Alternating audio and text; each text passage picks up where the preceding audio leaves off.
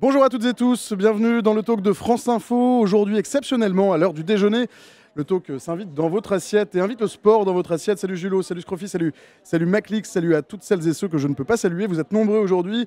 On est en direct depuis l'Agora de la Maison de la Radio et de la Musique, en direct et en public d'ailleurs. Salut, cher public, on est ensemble pendant 2 heures pour parler de sport avec des champions, des championnes olympiques et aussi d'anciens athlètes et ceux qui les entourent toute la journée à la Maison de la Radio. Un stream événement à l'occasion de l'opération Demain le sport, organisé ce jeudi par France Info, France Télé et le journal L'équipe, avec au programme des tables rondes toute la journée pour réfléchir notamment à l'héritage des JO de Paris 2024. Des champions et des championnes que vous allez entendre aussi tout au long de la journée sur l'antenne de France Info et qui vont défiler dans le talk de France Info. On va faire le bilan des JO, on va parler de performance, d'émotion, d'héritage olympique, de préparation, d'argent, de rêve, de santé mentale et de retour à la vie normale pour les athlètes, avec même un peu de e-sport à la fin. Au programme de ces 2 belles heures, de midi à 12h30, le bilan des JO avec notamment Valentin Winato qui est déjà arrivé, qui est à mes côtés, que je vous présente dans un instant. De 12h30 à 13h, la santé mentale des sportifs dont on parle peu, mais qui est un vrai sujet, on va le voir. De 13h à 13h45, comment vivre de son sport, comment vivre au quotidien quand on est sportif de haut niveau. On va parler d'argent, de sponsors, de médias. Et puis de 13h45 à 14h, on va parler d'e-sport, puisque le Comité international olympique a officiellement désigné l'Arabie Saoudite pour accueillir les Jeux olympiques de l'e-sport en 2025. Pour l'heure et pour l'instant, il n'est jamais que 12h à Paris, dans l'Agora de la Maison de la Radio, en direct et en public. Et il doit être à peu près la même heure à Rouen, Marseille et Madrid. Bonjour Carla Axpil. Bonjour. Salut Carla, tu es judoka, tu es sportive de haut niveau, tu es aussi ostéopathe et puis entre tout ça, tu vises aussi les JO de 2028. Oui, exactement. Et on s'est rencontrés là il y a 5 minutes et c'est très drôle, tu étais en compagnie de Valentin Winato. On m'a vraiment pris en otage ici. Et on t'a finalement complètement pris en otage. À tes côtés, Valentin Winato, que je connais bien, on est confrères. Salut Valentin. Salut. Tu es journaliste à France Info, mais tu as une petite spécificité, une grosse d'ailleurs, c'est que tu as 2 vies. Tu es aussi sportif de haut niveau, tu es judoka, tu as été choisi comme porte-drapeau de la délégation béninoise au JO de Paris 2024 avec la coureuse de 800 mètres Noélie Yarrigo. Alors tu t'es incliné à ton entrée en lice face au 13e mondial. Alors il y a un peu de déception, mais tu retiens quoi de cette expérience qui, peut-être qu'elle était à un moment un tout petit peu décevante pour toi, mais c'est peut-être l'accomplissement aussi d'une forme de rêve. Déjà que tu m'accueilles en parlant de ma défaite, je vais y aller tout de suite. Non, ce que je retiens, c'était vraiment fou. J'ai encore du mal. Félicitations, Valentin. Oui. Non, mais j'ai vraiment beaucoup de mal à décrire encore. C'est vrai que quand tu arrives au village déjà, et puis après au jeu, tu as l'impression de vivre un rêve éveillé. C'est dur d'être dans le moment présent tout le temps. Donc des fois, je me replonge dans les vidéos, dans les souvenirs, et c'est vrai que c'est un moment suspendu, un moment assez fou. Le seul truc que je sais, c'est que j'en ai pas eu encore assez. Donc dès le lendemain, tu as envie d'y retourner, quoi. C'est quoi la prochaine étape là tout de suite? Tu t'es déjà remis au boulot? Ouais, j'ai repris l'entraînement. C'est un peu dur l'après JO de se remotiver, mais je recombats dans 2 semaines et je reprends vraiment officiellement en février au Grand Chelem de Paris-Bercy. Donc je vais pas avoir trop le choix que de m'entraîner. Carla, toi tu as suivi les JO comme spectatrice, peut-être comme téléspectatrice, mais aussi comme spectatrice je pense. Quel bilan tu tires comme quelqu'un qui n'y a pas participé mais qui au moins y a assisté? C'était des Jeux à Paris, donc c'était vraiment très cool à voir. Ça donne envie. Pour 2028, j'ai hâte de pouvoir y être, j'espère, avec Valentin. Mais c'était incroyable et c'était fou à vivre, surtout ici, quoi. Bon alors, est-ce que Valentin t'inspire un petit peu pour mener ton chemin jusqu'en 2028? Comment tu t'entraînes? C'est quoi ta vie là?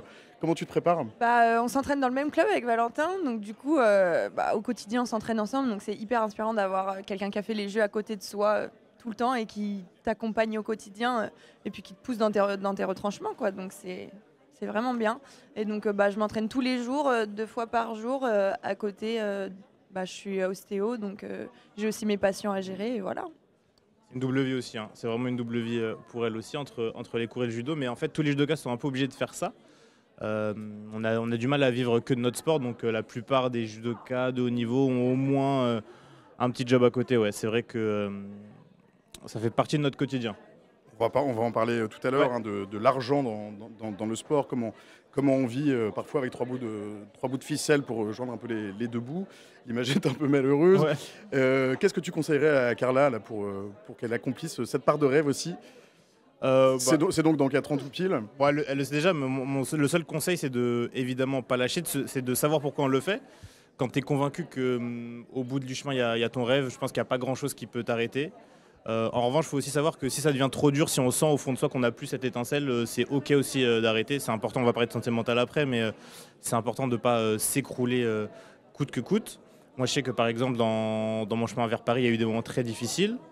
Je regrette pas de ne pas avoir lâché, mais je pense que c'est OK aussi de ne pas le dire. Mais maintenant que ça s'est dit, c'est de ne pas lâcher, évidemment, et de continuer l'entraînement. Genre, je pense que vraiment, au bout du chemin, on dit souvent que le travail paye, c'est des phrases toutes faites, mais vraiment, l'investissement, il y a un moment donné où ça paye. Et si ce n'est pas aux Jeux Olympiques, ça peut être au championnat du monde, ça peut être sur un championnat continental, ça peut être ailleurs.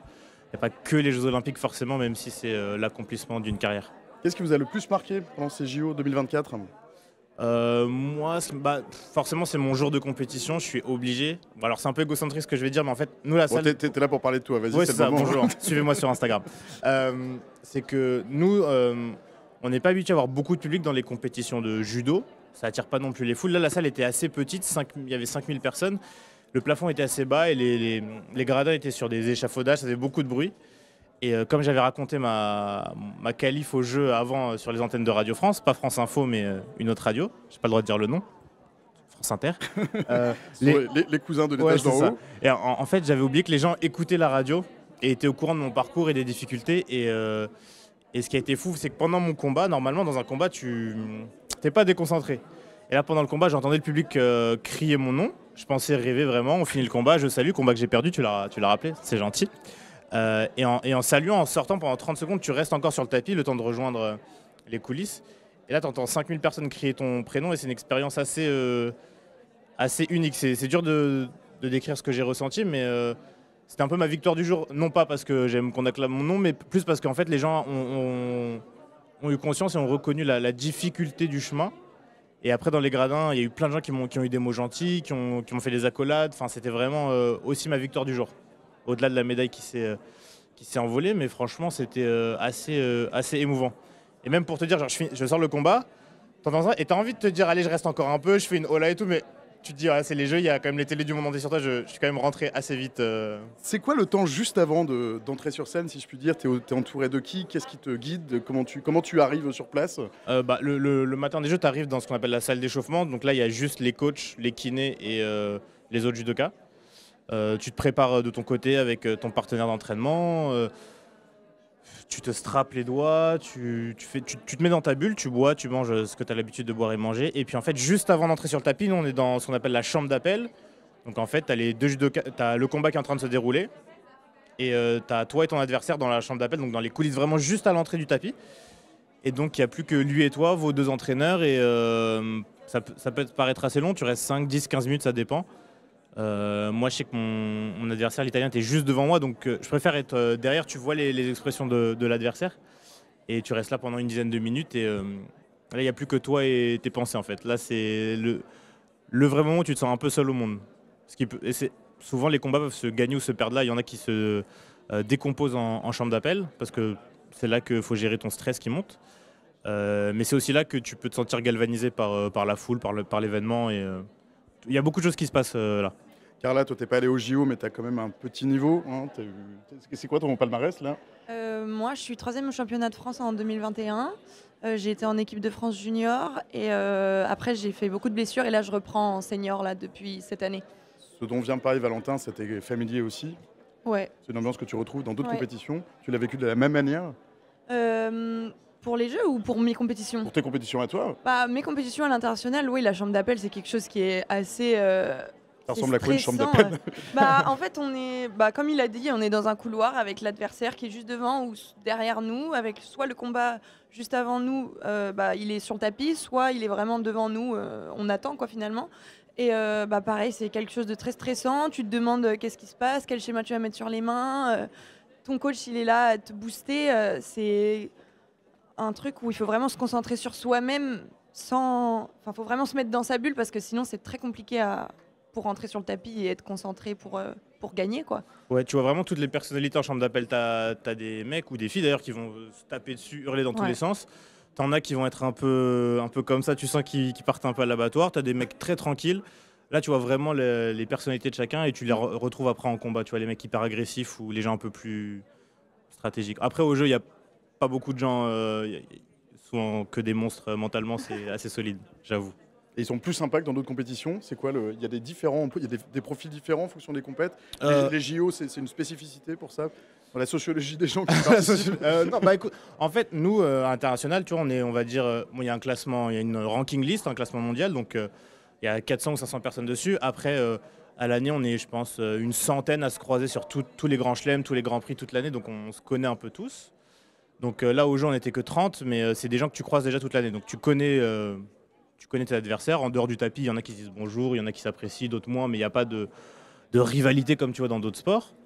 Après, la spécificité des jeux en général, c'est que quand tu arrives au jeu, parce que tu as le village avant, on vit tous un peu en communauté, et tu sais que tout le monde est content d'être là, ça se voit. Même des champions du monde sont un peu comme des enfants, ils regardent le village, ils visitent, ils font des vidéos sur les réseaux sociaux.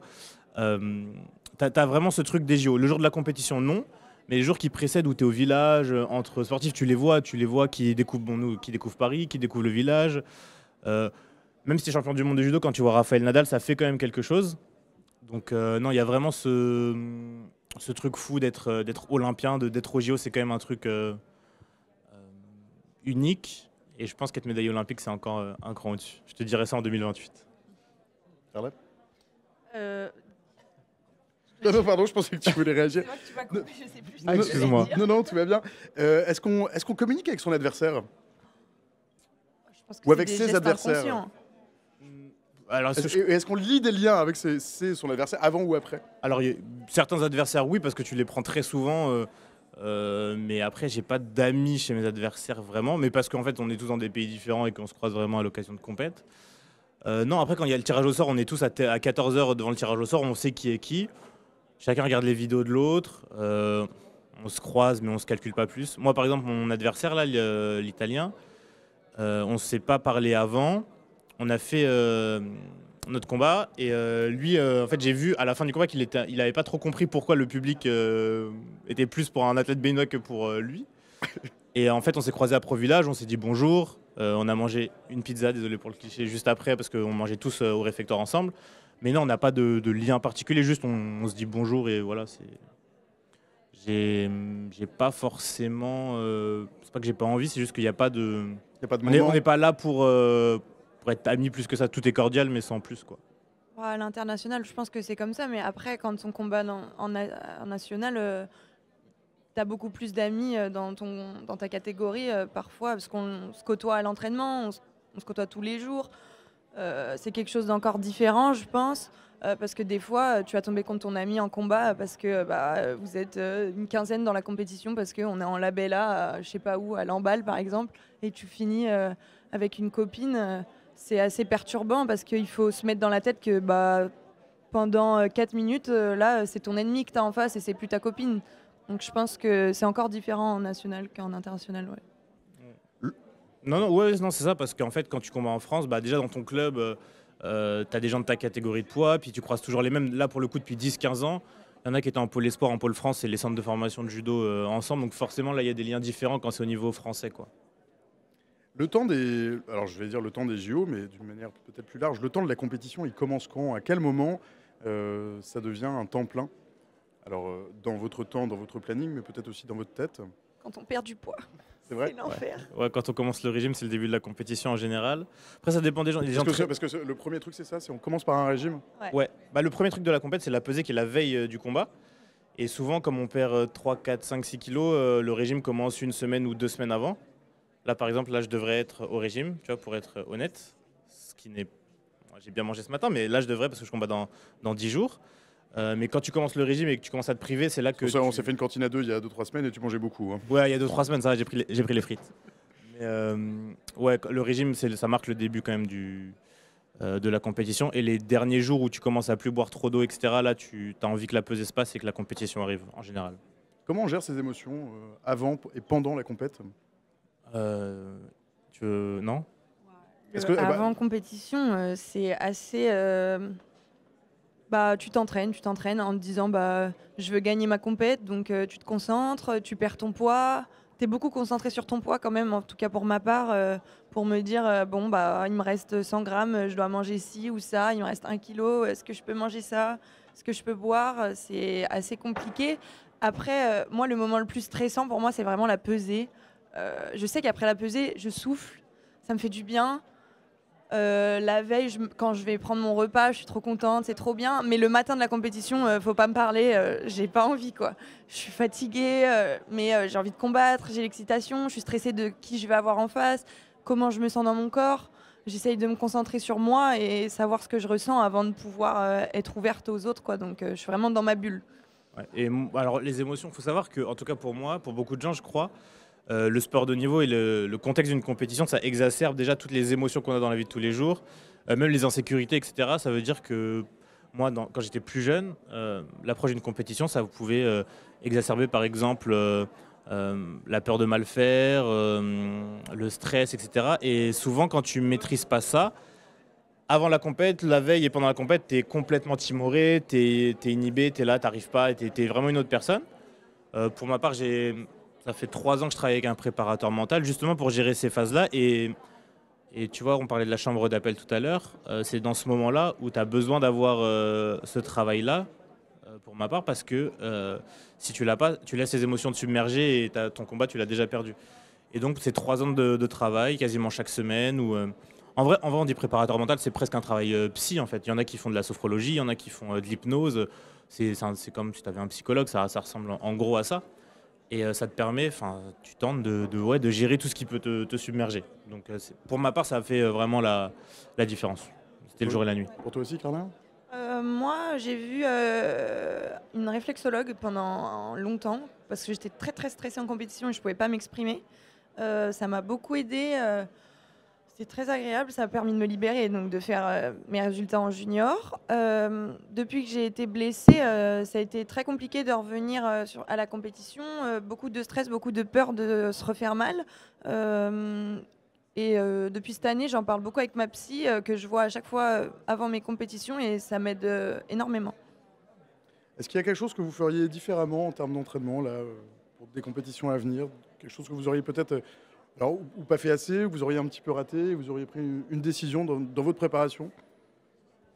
Tu m'aurais posé la question il y a 1 an, il y aurait plein de trucs à redire. Après, honnêtement, là pour les Jeux là, cet été, pendant 6 mois, franchement, on a essayé de tout faire carré. Je vois.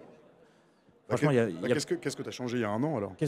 J'ai été encore plus carré sur tout. En fait, l'idée, c'est que, tu vois, entre la diète, le sommeil, l'entraînement, etc., c'est comme des curseurs. L'idée, c'est de tout mettre à 100%. Donc, mieux dormir, c'est-à-dire que s'il faut se coucher à 23h, se lever à 8h, c'est 23h, 8h, c'est pas 23h30 ou 23h15. Pendant 6 mois, la diète, ça a été calculé quasiment au gramme près. Ce que j'ai du mal à faire en temps normal, c'est que c'est toujours plus facile quand tu rentres de l'entraînement de manger, même si tu es sportif de niveau, de manger un truc tout fait ou un truc commandé, tu vois. C'est plus des petits détails comme ça, mais là, pour le coup, avant les Jeux, je voulais surtout ne rien regretter, justement. Donc on n'a rien laissé au hasard. J'avais des entraîneurs dans tous les sens et des gens dans tous les sens. Comment on vit le retour à la normale, quelle que soit la compétition? Le retour à la normale, ça dépend si tu as perdu ou gagné. Alors quand on a perdu et quand on a gagné? Quand j'ai perdu, si je perds, ça va être un moment de... le soir, tu es déprimé parce que tu te dis que tu as travaillé et qu'au final, ça n'a pas payé sur le moment, mais il faut se remettre vite au travail. Donc c'est assez dur. On va dire que j'ai 2-3 jours qui sont assez compliqués et après, je me dis, j'y retourne. Et quand tu as gagné, tu te dis, ça commence. Tu commences à voir le bout et tu commences à te dire, c'est bon, ça commence à marcher. Tu avances un peu vers des résultats plus grands. Même si à mon échelle, pour le moment, c'est gagner des petits labels. J'en suis contente et ça me permet d'avancer et de me dire que au championnat de France, je serai présente. Je pense qu'il y a Simon Valverde qui vient nous rejoindre. Simon, tu as un micro. Bienvenue dans le talk de France Info. Je me permets aussi, bienvenue aussi au public qui vient de nous rejoindre. Bienvenue à ceux qui nous ont rejoints aussi dans le chat. Vous êtes plus nombreux que tout à l'heure. Je le rappelle, vous pouvez poser toutes vos questions en direct. Vous les posez directement dans le chat. Il y a Jérém qui est là pour vous modérer, pour animer le chat. Qui est là aussi pour vous dire qui est en train de parler, parce qu'il y a beaucoup de gens qui vont défiler. Vous posez vos questions en direct, moi je les passe aux invités, on y répond en direct. La seule règle, c'est d'être bienveillant, courtois, souriant, bref, de râler avec le sourire. Simon Valverde, salut Simon, bienvenue dans Talk de France Info et bienvenue aussi à Yoann Offredo. Bonjour, bienvenue. Salut. Bienvenue. Je me souhaite la bienvenue à moi-même. Mais bienvenue et tu as bien fait. Allons-y dans le désordre. Donc Yoann Offredo, ancien coureur cycliste professionnel, bienvenue dans Talk de France Info. Merci. À tes côtés, Simon Valverde. Simon, tu es doctorant en sciences du sport, tu es spécialiste des risques psychosociaux dans le sport de haut niveau et le sport professionnel. Et justement, nous avions prévu à 12h30, et ça tombe bien, il est 12h30, de parler du tabou de la santé mentale des sportifs, parce que le sport de haut niveau, c'est l'entraînement du corps, c'est aussi celui de la tête, avec la tête qui souffre parfois et la santé mentale qui est restée longtemps un tabou, mais dont on commence à parler un petit peu, mais vous allez peut-être me le confirmer ou l'infirmer. On a eu notamment, par exemple, l'exemple hier, l'entraîneur de Manchester City, Pep Guardiola, ancien grand joueur, hein, qui est apparu mardi avec des griffes sur le visage et le nez en sang, des blessures qu'il s'est infligées lui-même après que le club anglais a enchaîné un 6e match sans la moindre victoire en début de semaine. Le coach espagnol qui dit à la presse « Je me suis fait ça avec mon doigt et mon ongle, je voulais me faire mal ». On commence à parler de tout ça dans le milieu du sport de haut niveau. Alors effectivement, c'est quelque chose dont on parle plus qu'il y a certaines années. Après, ça reste quelque chose qui est encore assez... je ne sais pas si le mot tabou est adapté, mais en tout cas, il y a une stigmatisation autour de la santé mentale, c'est sûr. Elle peut avoir lieu au niveau interpersonnel, donc l'entourage des sportifs, le staff, la famille, aussi les supporters, etc., les médias. Mais ça va aussi être intrapersonnel, donc l'individu qui intègre ces injonctions de sportifs sans défaillance. Et en fait, ça va être un poids qui peut peser sur les athlètes et qui peut les pousser à se taire et à ignorer même des fois ces détresses. Johan, tu as vécu ça dans ta carrière ou tu as vu ça dans ta carrière de cycliste? Exactement. Sur la santé mentale? Ouais, moi je me suis rendu compte que c'était quasiment l'essentiel de la performance, puisque si la tête ne suit pas, eh bien, le corps ne suit pas. Et moi, je m'en suis rendu compte surtout dans mon après-carrière, puisque l'après-carrière, il peut être catastrophique dans la mesure où, malgré le fait que tu l'aies préparé, les études que tu as fait avant peuvent être en inadéquation avec ta nouvelle vie. Il y a une histoire de chimie aussi, plus d'adrénaline, plus d'endorphine, plus de dopamine. Tu arrives à tutoyer des émotions que dans la vie de tous les jours, tu n'arrives pas à recréer. Et ça peut être compliqué. On peut parler de petites morts parfois. C'est un mot qui est alambiqué pour m'être beaucoup documenté sur le sujet. Et moi, avoir fait une grave dépression après ma carrière, eh bien, je me rends compte que le dénominateur commun entre beaucoup de sportifs de haut niveau, c'est vraiment cette chimie et ce manque d'adrénaline, de dopamine qui vraiment rentre en compte dans la reconversion et dans la santé mentale. Ça arrive rapidement après la retraite, si je puis dire, la retraite sportive en tout cas. Moi, j'ai commencé à avoir des problèmes de santé mentale sur la fin. Alors, ça fait bizarre de dire des problèmes de santé mentale, mais de me rendre compte que mon sommeil était plus le même, que mon humeur était plus la même, que tout devenait compliqué. Et moi, tout de suite à l'arrêt, ça veut dire que le jour où mon contrat était terminé, et le lendemain, au 1er janvier, eh bien, j'ai l'impression que j'étais plus coureur cycliste et que j'étais plus personne, puisque je me définissais en tant que tel. Et le jour où c'est arrêté, le 1er janvier 2021, eh bien, je me suis senti presque mort. Valentin, c'est un truc que tu redoutes, toi, peut-être?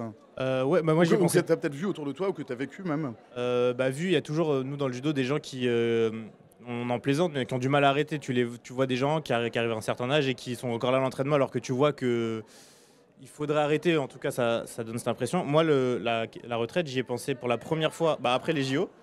Moi, j'ai 28 ans, je me donne encore 4 ans pour les prochains Jeux, mais c'est vrai que je me suis dit, tiens, les Jeux, c'était l'objectif d'une vie. Là, ça vient de se passer. Ça passe très vite en plus. Et c'est vrai que tu te réveilles et tu te dis, ok, qu'est-ce que je fais maintenant? Et tout de suite, tu te refixes des objectifs. Je ne sais pas si c'est bon ou pas. Parce qu'en fait, tu tiens, entre guillemets, que par ces objectifs-là. Alors, tu as dit un truc hyper intéressant, c'est se définir par ton statut. Où, moi, j'avais ce truc avec mon travail de prépa mentale, c'est que je me définissais selon mes résultats. Donc là, tu avais ce truc à chaque mauvais résultat où tu n'étais plus personne, où je me sentais plus personne, tu vois. Et c'est vrai qu'après les Jeux, tout ça, c'est exacerbé par le fait que quand tu es au top, entre guillemets, ton téléphone sonne tout le temps, tout le monde te tape sur l'épaule, te dit « Ah, c'est bien, félicitations ». Et très vite après, beaucoup moins. Et pas parce que les gens... c'est juste que la vie reprend son cours et toi, ta vie reste un peu suspendue sur ces moments-là. Donc c'est vrai qu'il faut faire très attention. C'est important d'être bien entouré, c'est facile à dire, mais bon... c'est important quand même. Et essayer de garder les pieds sur terre. Après, moi, j'ai eu cette impression-là. Encore une fois, je ne suis pas champion olympique, mais je me dis, pour les gens qui montent encore plus haut, la redescente peut être encore, je pense, encore plus dure. Simon, tu souscris à ce que nos deux athlètes viennent de dire? Ouais, alors tout à fait. L'après-carrière, c'est vraiment un sujet spécifique et qui engendre de gros changements dans la vie des sportifs. Et en fait, on parle souvent d'identité. Les sportifs commencent aujourd'hui de plus en plus jeunes dans le haut niveau. Et donc de plus en plus jeunes, ils se retrouvent à faire que ça en fait. à développer des habiletés et une personnalité dans le sport de haut niveau. Et quand ils prennent un terme avec leur carrière, ils ont souvent développé peu d'autres dimensions. Et du coup, ils peuvent avoir un sentiment de perte d'identité. Et donc, c'est pour ça que c'est important dans la carrière de travailler là-dessus. Si possible, de faire un double projet étudiant ou autre, mais en tout cas de développer d'autres compétences.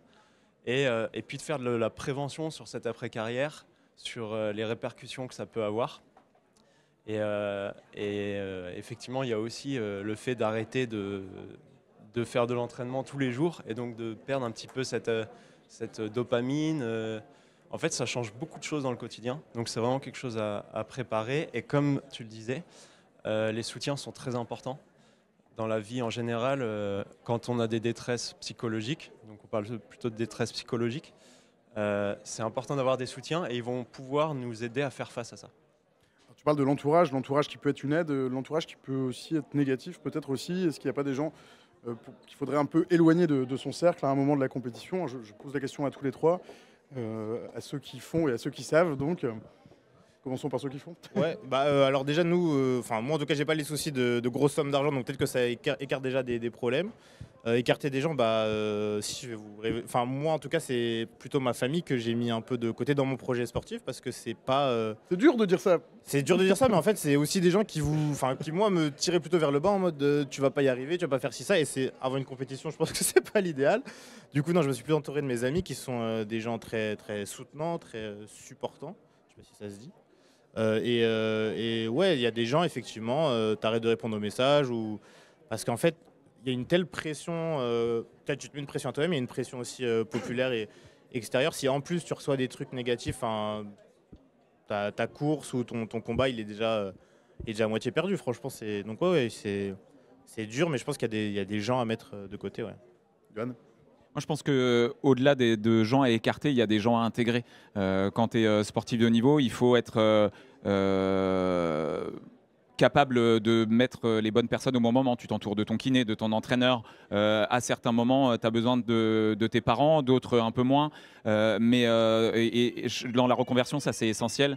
Je pense qu'il faut intégrer les bonnes personnes. Ça veut dire, et je pense que les bonnes personnes sont d'anciens sportifs de haut niveau, qui sont passés par les mêmes phases que toi, tu vois, qui ont eu les mêmes doutes, qui ont eu les mêmes appréhensions, qui après des Jeux Olympiques, et d'ailleurs tu disais mais médaillé ou pas, parce que quand tu es médaillé c'est le Graal, et après c'est quoi? Quand tu n'es pas médaillé, c'est des années de travail pour une Olympiade et tu passes à côté.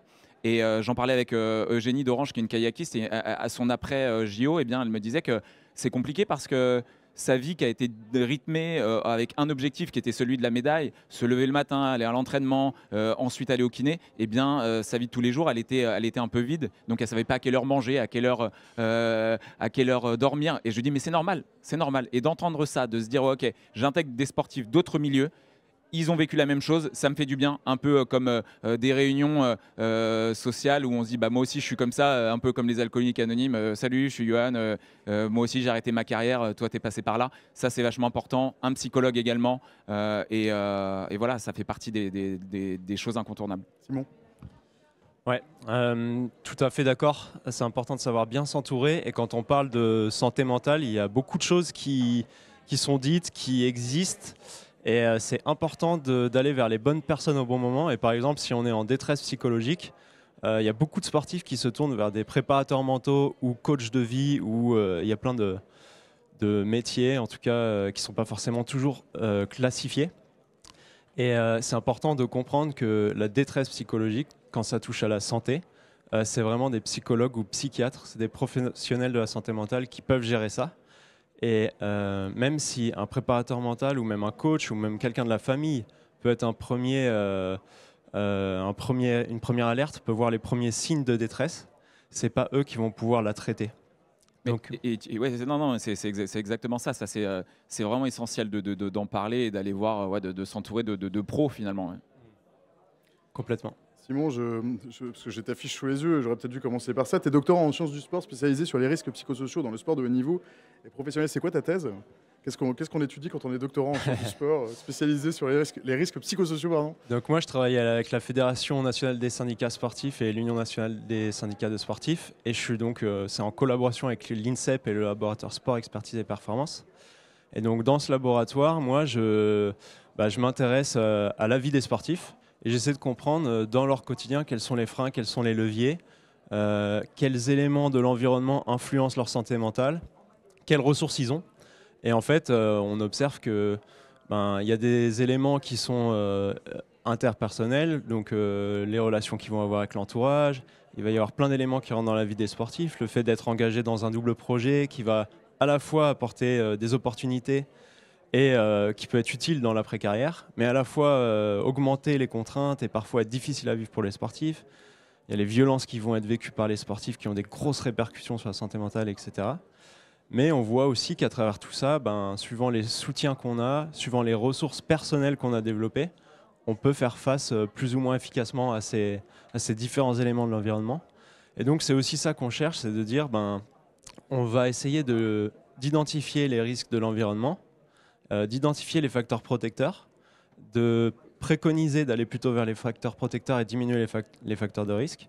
Mais on va aussi essayer de développer les compétences des athlètes pour faire face aux difficultés parce qu'on ne peut pas enlever tous les stress de l'environnement. Et puis l'environnement sportif est plutôt stressant. Donc il faut savoir faire face à ça et s'adapter. Valentin, tu es journaliste à France Info. Alors il y a des métiers encore plus intranquilles, mais ce n'est pas un métier tranquille, journaliste. Ouais. Sportif de haut niveau non plus. Non, je pense que j'ai choisi un des pires combos, je pense. Non, l'avantage que j'ai eu, c'est que on a essayé en tout cas d'adapter le temps de travail et l'entraînement. Après, c'est vrai que ça te stresse encore plus. Moi, c'est un peu technique, j'avais des prises de sang vraiment ignobles. J'avais des taux de cortisol qui est en gros l'hormone du stress, si je dis pas de bêtises. C'est que, pour l'anecdote, une fois, je fais ma dernière prise de sang 3 mois avant les Jeux. Et le labo m'appelle en panique. La dame était vraiment paniquée. J'ai cru que j'allais mourir en fait. Et mon médecin du sport m'a dit non, mais c'est normal. Non, mais c'est normal vu ton contexte de vie. Donc c'est pas toujours bon pour ni la santé mentale ni la santé tout court. Mais oui, tu as tendance à te rajouter un peu de stress dans le quotidien, c'est clair. Parce que nous, on part en reportage. Des fois, il y a des grosses, je sais pas, des inondations ou que sais-je. Moi, l'année dernière, avant le Grand Chelem de Bercy, qui est en gros notre Roland-Garros au judo, 3 jours avant, alors que j'étais en plein régime, 4 h du matin, j'étais avec les agriculteurs parce qu'il y avait le premier mouvement de manifestation. Ce qui est trop bien. En fait, les deux événements dans ma semaine étaient incroyables, tant au niveau professionnel que au niveau sportif. Mais les deux, en fait, tu vois bien que c'est pas compatible de te lever à 4 h du matin et de manger un sandwich à 8 h quand tu es au régime et que tu combats 3 jours après. Ça ne colle pas. Johan, tu as vécu une situation similaire avec une double... comment dire un double quotidien? Oui, un double quotidien, j'en ai eu au début de ma... Maintenant, tu es consultant à France Télévisions? Oui, consultant à France Télévisions, mais les amis qui sont dans le studio d'à côté, qu'on salue. Je suis aussi consultant réalisateur, enfin j'ai plein de casquettes, mais au début de ma carrière, ça a été ça. Mais bizarrement, moi, je l'ai bien vécu. Et je pense que ça rejoint le truc de l'identité. J'aimais bien être et étudiant et cycliste parce que ça m'enlevait de la pression. Je me disais, si je me loupe là, si je me loupe aux études, j'ai ça. Ou si je me loupe dans le vélo, j'ai les études. Et en fait, j'avais une vie qui était très rythmée. Et le jour où je suis passé que coureur cycliste, j'ai été un peu perdu. Ça a été un peu compliqué. Simon, tu parlais de frein, de levier. Ouais, ce truc de double projet, c'est un bon exemple parce que... C'est un levier? Ça peut être donc en aussi fait, être ça un dépend. frein, ouais. Il y a des fois où ça va être un levier. Là, typiquement, ce cas-là, c'est quelque chose qui est qu'on entend très souvent chez les sportifs. Le fait d'avoir autre chose à côté, ça m'aide quand je suis en difficulté dans le sport, me sentir valorisé dans un autre truc et inversement. Et puis quand on est en après-carrière, on a développé d'autres choses aussi. Donc c'est un levier quand c'est comme ça. Mais il y a des fois où il y a des athlètes qui tombent en dépression ou qui ont des détresses psychologiques importantes parce que il y a trop de choses avec ce double projet à gérer. Ils n'ont pas le temps de tout mettre ensemble. Trop de charge mentale, quoi, en fait. Exactement. Il y a une question dans le chat, une question que pose Bastien Sauvage. Salut Bastien, bienvenue chez toi.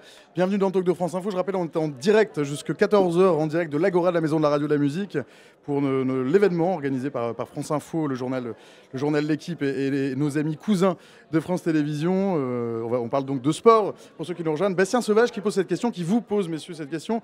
Est-ce qu'il existe aujourd'hui des outils reconnus que les structures professionnelles, amateurs, sportives, pourraient utiliser pour détecter la détresse mentale chez leurs athlètes ? C'est peut-être une question pour toi, Simon. Ouais. Salut Bastien, merci pour la question.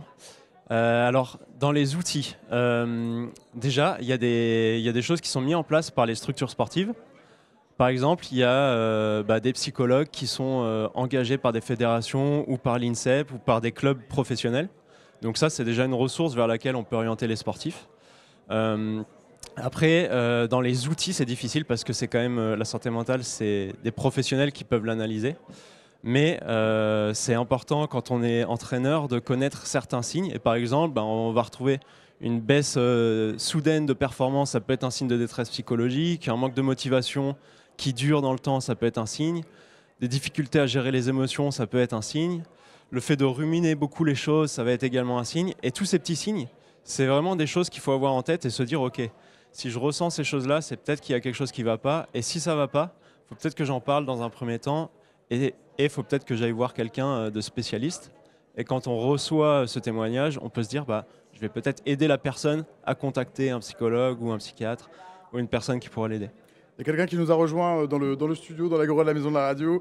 Salut Elena. Bonjour. Elena Siak, basketteuse professionnelle, triple médaillée d'argent au championnat d'Europe, médaillée de bronze olympique à Tokyo avec les Bleus, vainqueur de l'Euroleague avec Koursk et l'Eurocup avec Bourges, double championne de France. Tu évolues en LFB à l'ASBVA, c'est l'entente sportive basket de Villeneuve-d'Ascq. Tu es nordiste? Oui, depuis peu. C'est très bien, j'étais nordiste depuis très longtemps. Bienvenue dans le Talk de France Info. Merci. On parle de santé mentale. Tu es aux côtés de Simon Valverde, qui est doctorant en sciences du sport, spécialisé sur les risques psychosociaux dans le sport de haut niveau et professionnel. Et en face de moi, un peu en face de toi aussi, Johan Ofredo, qui est coureur cycliste professionnel, rangé maintenant des vélos. À la retraite donc, et consultant aussi chez France Télévisions. Par ailleurs, la santé mentale dans le milieu du sport de haut niveau, c'est un tabou? Alors, je trouve que c'était un tabou. Je trouve que ça commence à se démocratiser petit à petit. C'est vrai que je me souviens, par exemple, au début de ma carrière, parler de préparateur mental, c'était presque inenvisageable. C'était, on a l'impression qu'on est fou. Maintenant, je trouve qu'on nous met quand même à disposition des professionnels pour ça, parce que je trouve que c'est hyper important. Le mental dans le sport, pour moi, c'est 80% de la performance. Et je trouve qu'aujourd'hui, on arrive quand même à mettre en place des gens pour nous aider, pour nous mener vers nos objectifs, tout simplement. C'est quoi le moment où on se dit que peut-être on est en train de franchir une ligne rouge? Ou les signaux faibles chez les autres d'ailleurs. Ouais, je pense qu'il y a pas mal de passages dans une carrière. C'est pas tout beau tout rose et ces moments-là peuvent être extrêmement difficiles à gérer. Donc ensuite, je pense que il y a des moments où il faut se dire peut-être que quelqu'un peut nous aider. Ça peut être compliqué. C'est vrai que c'est pas facile de parler à quelqu'un qu'on ne connaît pas. Donc forcément, je pense que tout d'abord, il faut une connexion avec la personne. Mais je trouve qu'aujourd'hui, vraiment, on peut être aidé assez facilement. Ouais. Est-ce que la manière dont on prend en compte le problème, enfin en tout cas le sujet de la santé mentale chez les athlètes, est-ce qu'il est différencié ou est-ce que ça pourrait peut-être même changer en fonction des hommes et des femmes peut-être? J'avais trois hommes ici sur le plateau, enfin une femme à mes côtés. Ouais, non, après, personnellement, je ne vois pas de différence. Je pense que homme ou femme, voilà, si on se sent d'aller voir quelqu'un pour nous aider, on peut le faire librement. Il n'y a pas de différence par rapport à ça. Donc c'est vrai que, par exemple, dans le basket, je ne vois pas de différence par rapport à ça. C'est vrai que je connais des hommes, je connais des femmes qui vont voir parfois même le même spécialiste. Donc, pas forcément de différence à ce niveau-là. La prise en charge n'est pas genrée, donc Simon. Ouais. Alors, dans la recherche, on observe qu'il y a quand même une tendance aux femmes d'aller plus facilement solliciter quelqu'un et parler des soucis de santé mentale. Dans le sport, c'est peut-être quelque chose qui est encore plus marqué, dû à la stigmatisation de la virilité, etc., de l'athlète sans faille. Maintenant, les hommes comme les femmes ont des troubles de la santé mentale. Et c'est souvent, on voit souvent des différences. Les femmes sont souvent plus à risque, mais c'est pas forcément. Enfin, c'est lié au fait que leur environnement social est parfois différent. Et elles vont, par exemple, dans le sport, elles vont être moins médiatisées, donc elles vont moins facilement avoir des opportunités de sponsoring et donc des revenus plus faibles. Elles sont souvent moins mises en avant que les hommes, etc. Donc tout ça, c'est des choses qui peuvent influencer leur santé mentale. Et si un homme était dans les mêmes conditions, il aurait les mêmes réactions finalement.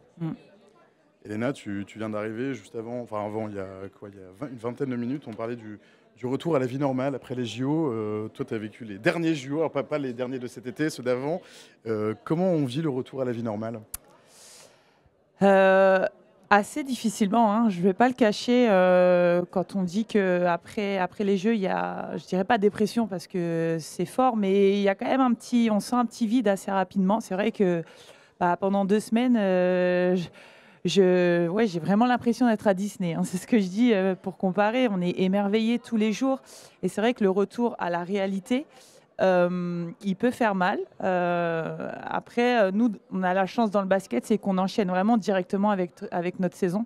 On a à peine le temps de souffler qu'il faut enchaîner parce que c'est exactement la même période pour un début de saison. Donc, on enchaîne et c'est vrai qu'on n'a pas le temps on n'a presque pas le temps de réaliser ce qui vient de se passer et de ruminer. Donc, mais c'est vrai que c'est un petit peu nostalgique. Ouais. C'est des moments où on se sent un peu seul sur le moment. Tu as eu un souvenir de JO qui t'a particulièrement marqué ?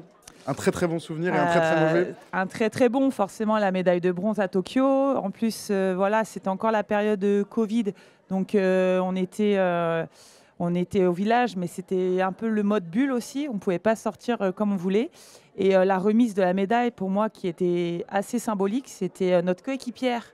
Alors, suivant le numéro des maillots, c'était notre coéquipière d'à côté qui nous remettait la médaille. Et j'ai trouvé ça hyper symbolique, hyper émouvant. Donc ça, je dirais que c'est mon meilleur souvenir. Et mon moins bon, j'en ai pas, hein, franchement. C'est des questions de journalistes, c'est pas sympa. On n'a pas envie de parler des mauvais moments en plus. Non, je dirais à Rio, parce qu'en fait, on a perdu le match pour la médaille de bronze. Donc la médaille en chocolat, forcément, c'est pas celle qu'on aspire. Mais les JO, j'ai pas de mauvais souvenirs.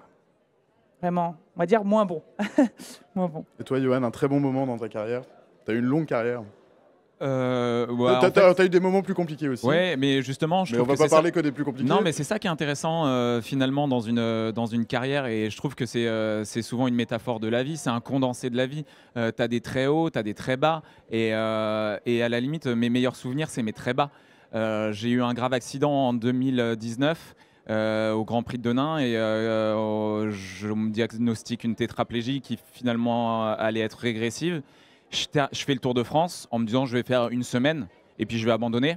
Et en fait, j'ai réussi à trouver des leviers à chaque fois. Ça pouvait être des gamins sur le bord de la route qui étaient en situation de handicap, et ça m'a renvoyé à ma propre situation et à mes enfants, et en me disant finalement c'est une chance. Et j'ai terminé le Tour de France avant-dernier. Et quand j'ai franchi les Champs-Élysées, la ligne sur les Champs-Élysées avec la patrouille de France, je me suis dit waouh, j'ai réussi à tutoyer des émotions qui n'étaient pas celles d'un vainqueur du Tour, qui était celui d'un dernier du Tour, mais pourtant qui allait être difficile à recréer dans la vie de tous les jours. Ce dépassement, se tutoyer des émotions, et d'ailleurs ça a été le cas. Et j'ai su à ce moment-là que j'allais être dans une situation qui allait être très compliquée, parce que dans ma vie de tous les jours, tout allait être plat, tout allait être fade. Et le fait est, ça a été ça. Plus d'adrénaline, plus d'endorphine, plus de dopamine, plus de lien social. Et pour le coup, moi, grosse dépression, quoi. Oui, non mais je rebondis. C'est vrai que ce sentiment après les Jeux, il est fort. Franchement, il est fort. Et quand je dis qu'on parle de dépression, je parlais de mon cas, mais je sais que certains sports préparent cette compète pendant 4 ans. 4 ans où c'est les JO. Nous, on a tellement de choses en 4 ans. On a championnat d'Europe, championnat du monde, on a nos clubs. Voilà, les JO, c'est vraiment, on le prépare limite 1 an avant. Donc je comprends, moi, ces sportifs qui se retrouvent complètement perdus, complètement déboussolés après cette compétition. Et c'est quelque chose qui est réel aujourd'hui. Et c'est quelque chose qui me touche quand même. Simon Valverde, donc tu t'occupes donc des risques psychosociaux, c'est ça ton sujet dans le sport de haut niveau. Est-ce qu'on fait rentrer dedans tout ce qui relève de la gestion de l'image aussi chez le sportif, la sportive? Tout à fait. L'aspect médiatique, l'aspect gestion de son image, etc., c'est un élément qui peut être important dans la vie des sportifs. Les sportifs qui vont être très médiatisés, ils peuvent être dans des situations financières qui peuvent être intéressantes, et ça peut être un avantage. Mais à l'inverse, ça peut aussi être un inconvénient où parfois cette médiatisation, elle prend trop de place dans leur vie. Ils sont trop objetisés et utilisés pour défendre les intérêts d'une marque ou d'un club ou quoi. Donc ça peut être très compliqué à vivre. Et à l'inverse, quand on est très peu médiatisé, ça peut être un problème pour les sportifs parce qu'ils ne vont pas pouvoir gagner d'argent grâce à leur activité qui en fait est leur métier, hein. C'est ça qu'il faut comprendre. Des sportifs de haut niveau, même s'ils ne sont pas professionnels comme ça peut être le cas dans le basket ou dans les sports co en général, c'est leur métier et pourtant certains sont en dessous du seuil de pauvreté, voire ne gagnent aucun argent. C'est le cas pour beaucoup d'athlètes qui font partie des meilleurs mondiaux mais qui ne sont pas médaillés olympiques ou des sports un petit peu moins éclairés. Donc ça c'est un on va en parler dans quelques minutes. Clairement, ce sera sans vous, mais on va en parler dans 10 minutes. Ce problème de la gestion de l'image, vous l'avez vécu l'un et l'autre, Johan peut-être? Qu'est-ce que tu entends exactement par gestion de l'image? C'est comment dire, la pression médiatique, la pression des médias peut-être. Comment tu gères ton image vis-à-vis de ton entourage peut-être, du public aussi? Pendant la carrière? Pendant la carrière. Et donc effectivement je ne pensais pas à cette question-là, mais et puis peut-être aussi après la carrière, immédiatement après. Bah oui, parce que dans l'après-carrière, il y a aussi cette lumière qui s'éteint, de passer de l'ombre à la lumière, ou de la lumière à l'ombre plutôt. Et ça peut être pas évident à gérer. La question qu'il faut se poser, je pense, et c'est souvent le pourquoi. Pourquoi j'ai fait ça? Pourquoi j'ai fait du sport de haut niveau? Est-ce que c'est pour gagner de l'argent? Est-ce que c'est pour battre les autres? Est-ce que c'est pour faire plaisir à mon papa? Ce qui a été mon cas. Et c'est vraiment de prendre en considération ça. Et si c'était pour être connu, c'est pas. Enfin, on fait des sports où on n'est pas des footballeurs et on n'est pas connu, on n'a pas ou reconnu en tout cas. Mais il y a vraiment cette dimension-là d'image qui change, ce regard aussi des gens, puisque ils te regardaient en tant que sportif de haut niveau. Désormais, le regard change un peu. Donc oui, je pense que c'est une donne à prendre en considération de se dire que la lumière s'éteint à un moment donné. C'est le cas, et le parallèle, il peut être fait aussi avec les artistes qui, eux, ont... quand tu es sportif de haut niveau, tu as une obsolescence qui est programmée. Tu sais que ça va se terminer à un moment donné. Tu sais que ça va durer 10 ans, 15 ans, mais tu sais qu'un jour, ça va se terminer. Alors qu'un artiste, il peut toujours jouer de la guitare. Et le meilleur exemple, c'est par exemple Michel Sardou qui, à chaque fois, fait une tournée d'adieu, il revient. Parce qu'il y a un besoin de ça. Il y a un besoin de se dire le rapport aux gens, le rapport à l'image, le rapport à la scène, eh bien, il est très important. Et je pense qu'il y a quelqu'un de nouveau qui nous a rejoint sur un micro. Salut Cécilia Verder. Bonjour. Cécilia, tu es escrimeuse médaillée d'argent par équipe au JO de Tokyo en 2021. Tu as été éliminée en individuel en 8e de finale pour finir à la 4e place par équipe au JO de Paris. Et ta carrière continue et tu vises quoi maintenant? Bonne question. Là, pour tout te dire, et rentrer vraiment dans la confiance. Tu as été un peu à France Info aussi. Oui, j'ai passé 7 ans ici, mais ça a changé ici. Non, pour ce qui est de la suite de ma carrière, je ne sais pas encore. C'est vrai que Paris 2024, c'était quand même l'objectif. J'ai eu la chance de devenir maman juste avant et plus personne ne croyait vraiment à ces Jeux de 2024. Moi, j'ai pu me régaler au Grand Palais. Et là, je suis de nouveau enceinte. Donc voilà, je ne sais pas encore quel virage je vais prendre dans ma carrière. Mais en tout cas, c'est des questions que je me pose et l'avenir le dira. Est-ce que tu as eu des très très bons souvenirs de compétition? Des très bons souvenirs de compétition?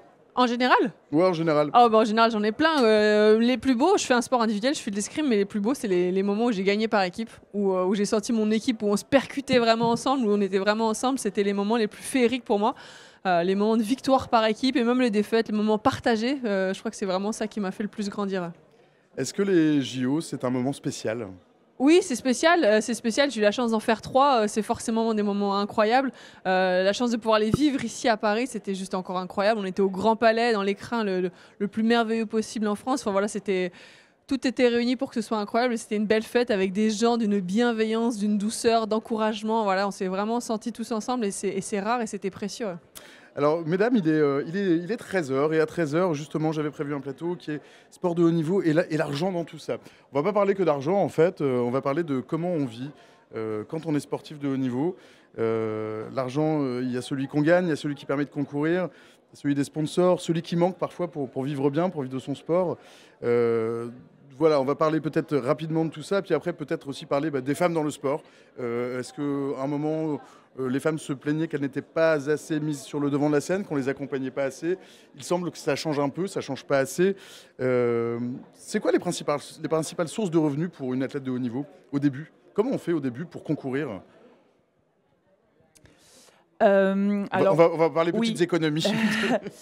Alors nous, dans le basket, on est quand même dans une position qui est assez confortable. Voilà, même quand on commence, on a un revenu qui est plutôt bien. Ensuite, on a souvent le club qui prend en charge la partie logement, etc. Donc c'est vrai qu'on peut quand même être dans un confort dès le début de notre carrière. Et puis après, suivant la performance, suivant le niveau de la joueuse, ça peut augmenter.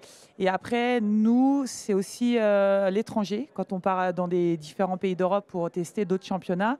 Là, par contre, on peut facilement multiplier le salaire qu'on gagne en France par pas mal. Cécilia Berder. Oui, on est pas mal. Nous, le basket, on n'a vraiment pas à se plaindre pour ça. L'escrime? L'escrime et même les sports un peu plus confidentiels, en tout cas moins pro, les premières années c'est pas forcément facile, il faut avoir déjà une famille qui peut te soutenir ou un club qui peut te soutenir dans l'achat de l'équipement, dans les déplacements, c'est ça qui coûte cher. Après quand tu arrives en équipe de France, si ça va assez vite pour toi vers 18-20 ans, c'est mieux parce que tu es déjà soutenu quand tu pars en championnat du monde, championnat d'Europe, ce qui n'est pas le cas avant sur les coupes du monde, c'est toi qui dois payer tes déplacements. C'est-à-dire qu'après c'est la Fédé qui paye tout? Ouais, pas tout, par exemple, tout bêtement, la dernière fois on était à Alger, on était 12, et il y en a 4 qui sont pris frais Fédé, et les 8 autres, elles doivent trouver leurs fonds propres pour partir en Coupe du Monde. Donc c'est vraiment souvent un investissement de sa poche. Les clubs aident de plus en plus. Il y a eu vraiment, avec les Jeux de Paris 2024, une vraie amélioration où beaucoup d'entreprises sont arrivées en disant je mise sur ce sportif, je mise sur cet athlète, je mise sur cette équipe. Il y a eu aussi évidemment de l'aide du ministère, de l'aide de l'ANS, de l'aide de Paris 2024 qui ont fait que les choses ont bougé. Donc sur ces 2-3 dernières années, les sports confidentiels s'en sont quand même un peu mieux sortis.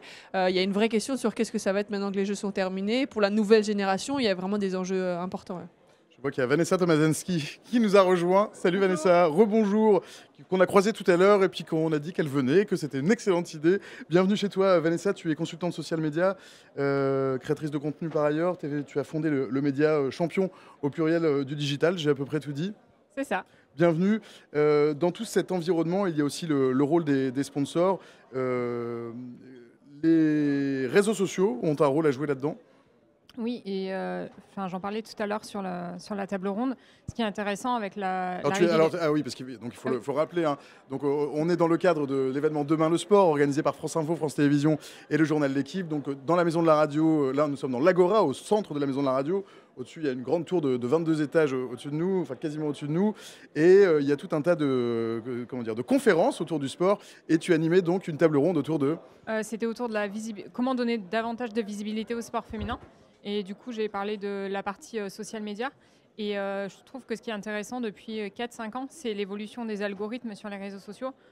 Aujourd'hui, tu peux avoir 50 abonnés sur Instagram ou sur TikTok et faire 100 000 vues ou 1 million de vues. Et c'est ça qui est intéressant, par exemple, pour les sportives qui ont peut-être des communautés moins importantes, si on regarde juste le nombre d'abonnés.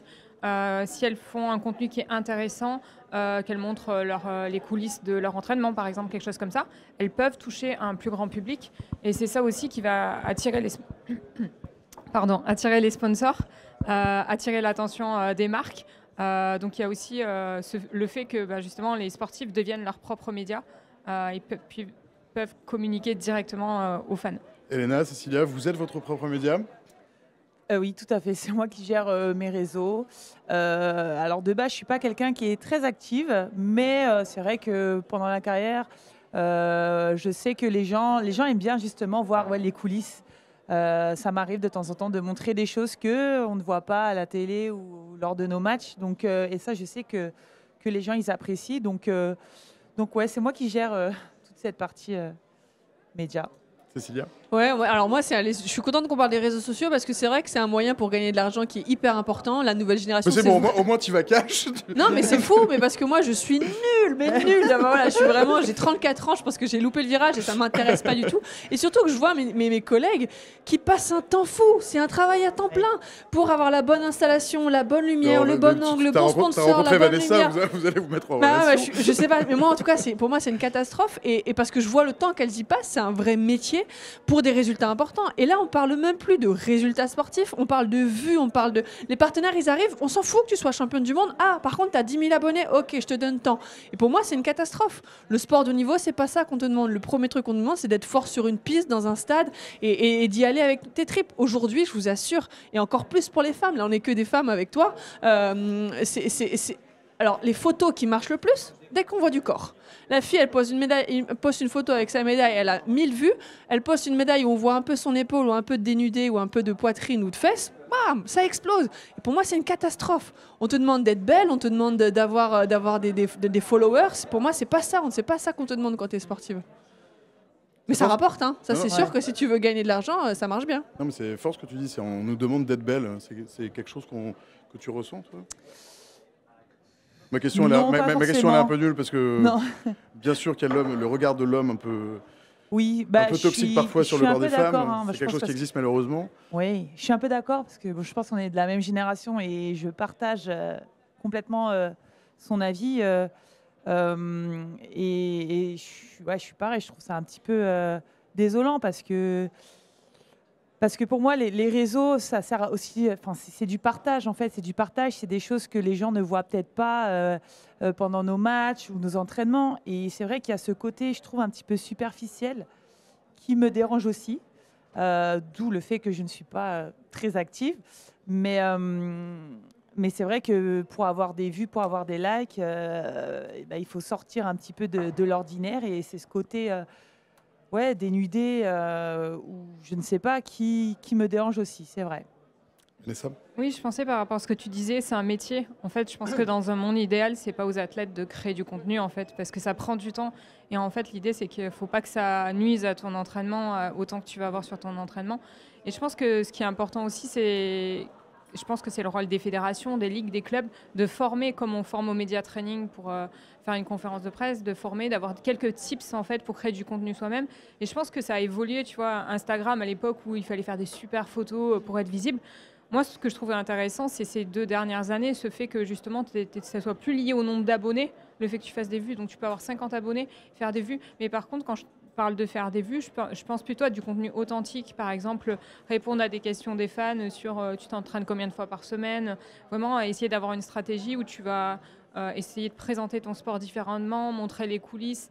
Donc évidemment ça prend du temps, mais je pense qu'il faut aller vraiment vers ce contenu plus authentique et pas forcément sur l'aspect esthétique, quoi. Et c'est une charge mentale aussi. Enfin, de pouvoir être aidé, c'est une vraie force. Mais combien d'athlètes j'ai vu, on était en stage à l'autre bout du monde, on s'entraînait de façon assez intensive et toute la semaine, elle s'est traînée le truc.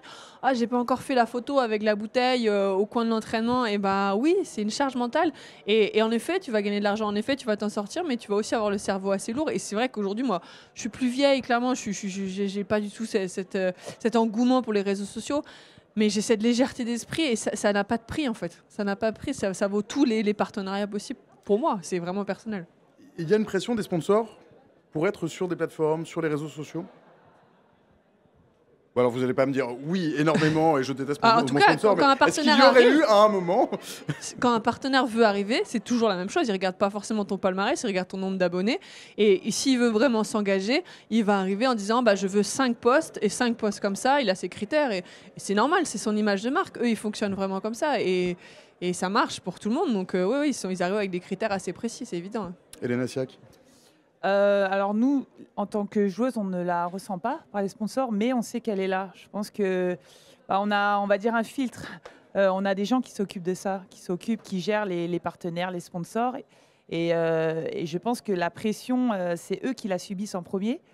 Et nous c'est vraiment focus sur le terrain. En fait, ils nous enlèvent tout ça. Ils nous enlèvent tout ce côté pression pour que vraiment on soit performante sur le terrain.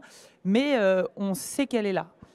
On sait qu'elle est là, mais on n'y pense pas. En fait, c'est un petit peu. C'est LeBron Voilà. James qui est parti des réseaux là il y a pas longtemps. Oui, alors oui, que bon, lui, il a pas de oui. problème d'argent et tout ça, mais je pense que quand même, Ouais, c'est une pression. Oui. Bah déjà, ouais, exact. À quel, LeBron moment, James, à quel moment on peut refuser? On refuse pas en réalité. Les réseaux, d'être sur les réseaux. ouais. Les réseaux, les. Ah bah t'es les- libre de faire ce que tu veux, c'est juste qu'il faut accepter que tu gagneras un peu moins à la fin du mois et que tu seras moins visible et que tu seras invité à moins d'endroits. Tant mieux, parfait. Et tant mieux. Ah bah Ouais, ouais, non, c'est c'est vrai. Tant mieux personnel. aussi. Oui, je suis d'accord. Chacun est libre. Nous, dans le basket, c'est pas notre source de revenus principale. Chacun est libre. Vraiment, je connais des joueuses qui ne postent rien, mais qui sont sur toutes les affiches, voilà, qui sont assez discrètes là-dessus et qui n'aiment pas les réseaux. Mais ça n'empêche qu'elles sont extrêmement performantes et que les gens la regardent et que voilà. Mais on est assez libre là-dessus. Vanessa, toi, tu es de l'autre côté du miroir. Comment tu vois ça, le rôle, c'est-à-dire la place des sponsors dans la gestion de l'image, dans ce qu'on impose ou ce qu'on peut imposer ou ce qu'on peut refuser? Alors moi, du coup, vu que j'ai un média, je collabore aussi avec des marques. Et je pense que, à l'heure actuelle, ce qui fonctionne le mieux, c'est quand la marque collabore avec toi et part de toi en te proposant un projet, mais où toi-même, tu proposes ton projet, en fait. Et je pense que faut vraiment que ça aille vers là. C'est-à-dire qu'une athlète, par exemple, elle peut pratiquer son sport et avoir une passion à côté. Je pense, par exemple, je ne sais pas si tu es fan de couture à côté du bas et que ta passion c'est la couture et ton autre passion c'est le basket. Peut-être que tu le mets en avant sur les réseaux et tu peux très bien faire une collaboration avec une marque, je ne sais pas, qui aurait un lien avec ça et quelque chose qui fait sens. Et en fait, je pense que les collaborations du style très commercial où tu fais juste la pub d'un produit sans qu'il y ait aucun sens, ça marche plus. Et je pense que la jeune génération, on a le même âge du coup, mais je pense que la génération qui arrive après, génération Z, ceux qui ont entre 15 et 25 ans, on va dire, tous les contenus hyper commerciaux, ça marche pas, et c'est plus les contenus authentiques qui ont du sens, qui vont fonctionner. Donc j'ose espérer que ça aille dans ce sens-là. Moi, je m'inquiète un peu quand même pour la nouvelle génération qui va arriver, qui a 17-18 ans, qui a plein de choses à raconter, qui est sûrement très talentueuse dans le sport, mais celle qui n'aime pas les réseaux sociaux, et ça existe, comment elle va faire pour s'en sortir? Parce qu'aujourd'hui, il y aura de moins en moins d'entreprises qui vont vouloir investir, il n'y a plus l'image de Paris 2024, le ministère des Sports va forcément avoir un peu moins d'argent aussi à investir dans ces jeunes athlètes. Comment ils vont s'en sortir? Ceux qui n'aiment pas les réseaux sociaux, aujourd'hui, ceux qui n'ont pas envie de vendre une histoire, pourtant qui ont un parcours incroyable, je pense que c'est aussi aux médias de s'intéresser à eux, voilà, de raconter l'histoire, comment tu vas. Voilà, c'est à l'ancienne peut-être, mais pour qu'ils puissent s'en sortir, pour qu'ils puissent s'épanouir sur un terrain, il y aura des vrais enjeux pour que ça marche pour eux. C'est un excellent débat que tu lances. Elena, t'en penses quoi? Que rajouter? Elle a tout dit. Je suis complètement d'accord. Les jeunes aujourd'hui, tout tourne autour des réseaux et c'est vrai que. Bon, ils sont pas moins bons. Ils sont pas moins bons dans le sport Non. par ailleurs. Non, voilà, c'est ça. En fait, c'est juste, voilà, je pense que. Donc dans le fond, ça change quoi? Alors- C'est problématique pour ceux qui n'aiment pas en être. Oui, voilà, mais exactement. sinon, dans le fond. sinon, mais voilà, après, si la personne est OK avec ça, enfin, voilà, focus sur le terrain, focus dans sa pratique. Mais c'est vrai que je me demande vraiment dans les années à venir comment ça va être perçu, quoi. Oui, du coup, pour rebondir, je pense que c'est intéressant. Tu parlais aussi des médias traditionnels. J'ai eu la chance de partir aux États-Unis l'année dernière et être mentorée pendant 3 semaines sur un programme leadership et sport féminin chez ESPN, la chaîne de sport américaine. Et ils ont créé un compte qui est dédié au sport féminin qui s'appelle ESPNW, ESPNW en gros.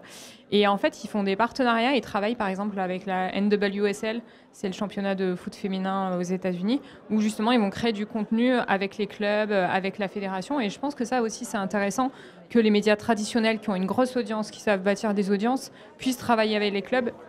Et surtout, je pense que le cas que vous abordiez tout à l'heure, une joueuse qui ne veut pas aller sur les réseaux parce que c'est une charge mentale, il ne faut vraiment pas s'obliger parce que alors évidemment, ça permet de trouver des sponsors, ça permet d'avoir une base de fans, mais il faut vraiment y aller de manière positive et avoir envie de le faire.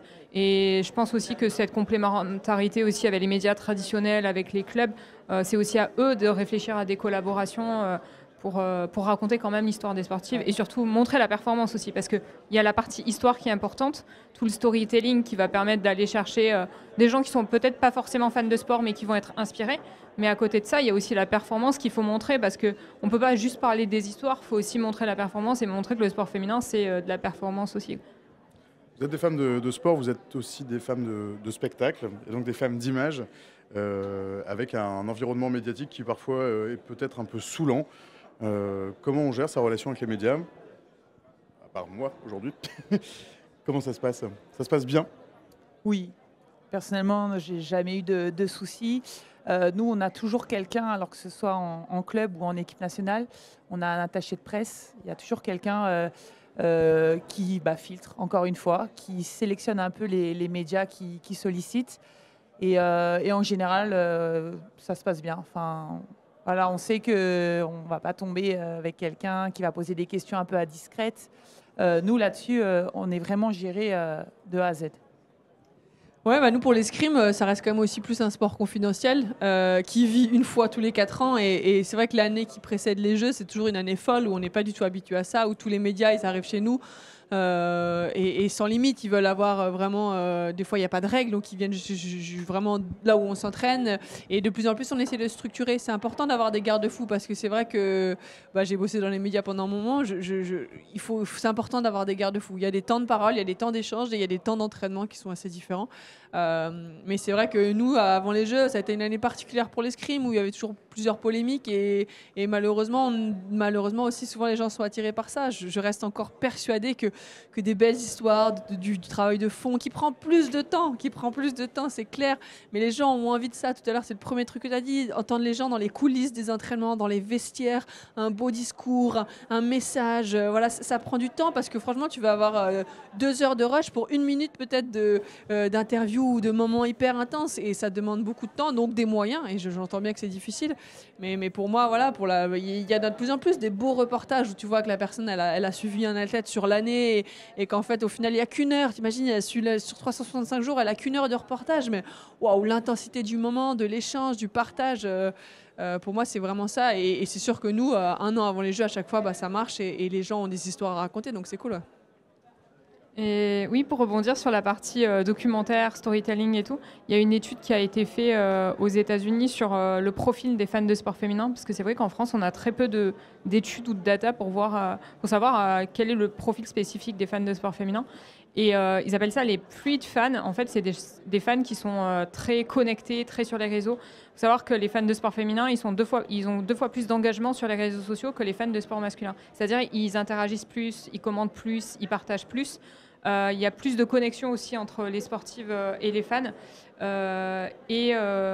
Dernier point aussi, sur les types de contenus qu'ils consomment, il y a une grosse partie en fait de 18-25 ans qui s'intéressent au sport féminin, donc un gros potentiel sur la jeune génération. Et les 3 types de contenus qui les intéressent le plus, c'est les highlights, donc par exemple capturer des contenus courts, je sais pas, un but, un panier, etc.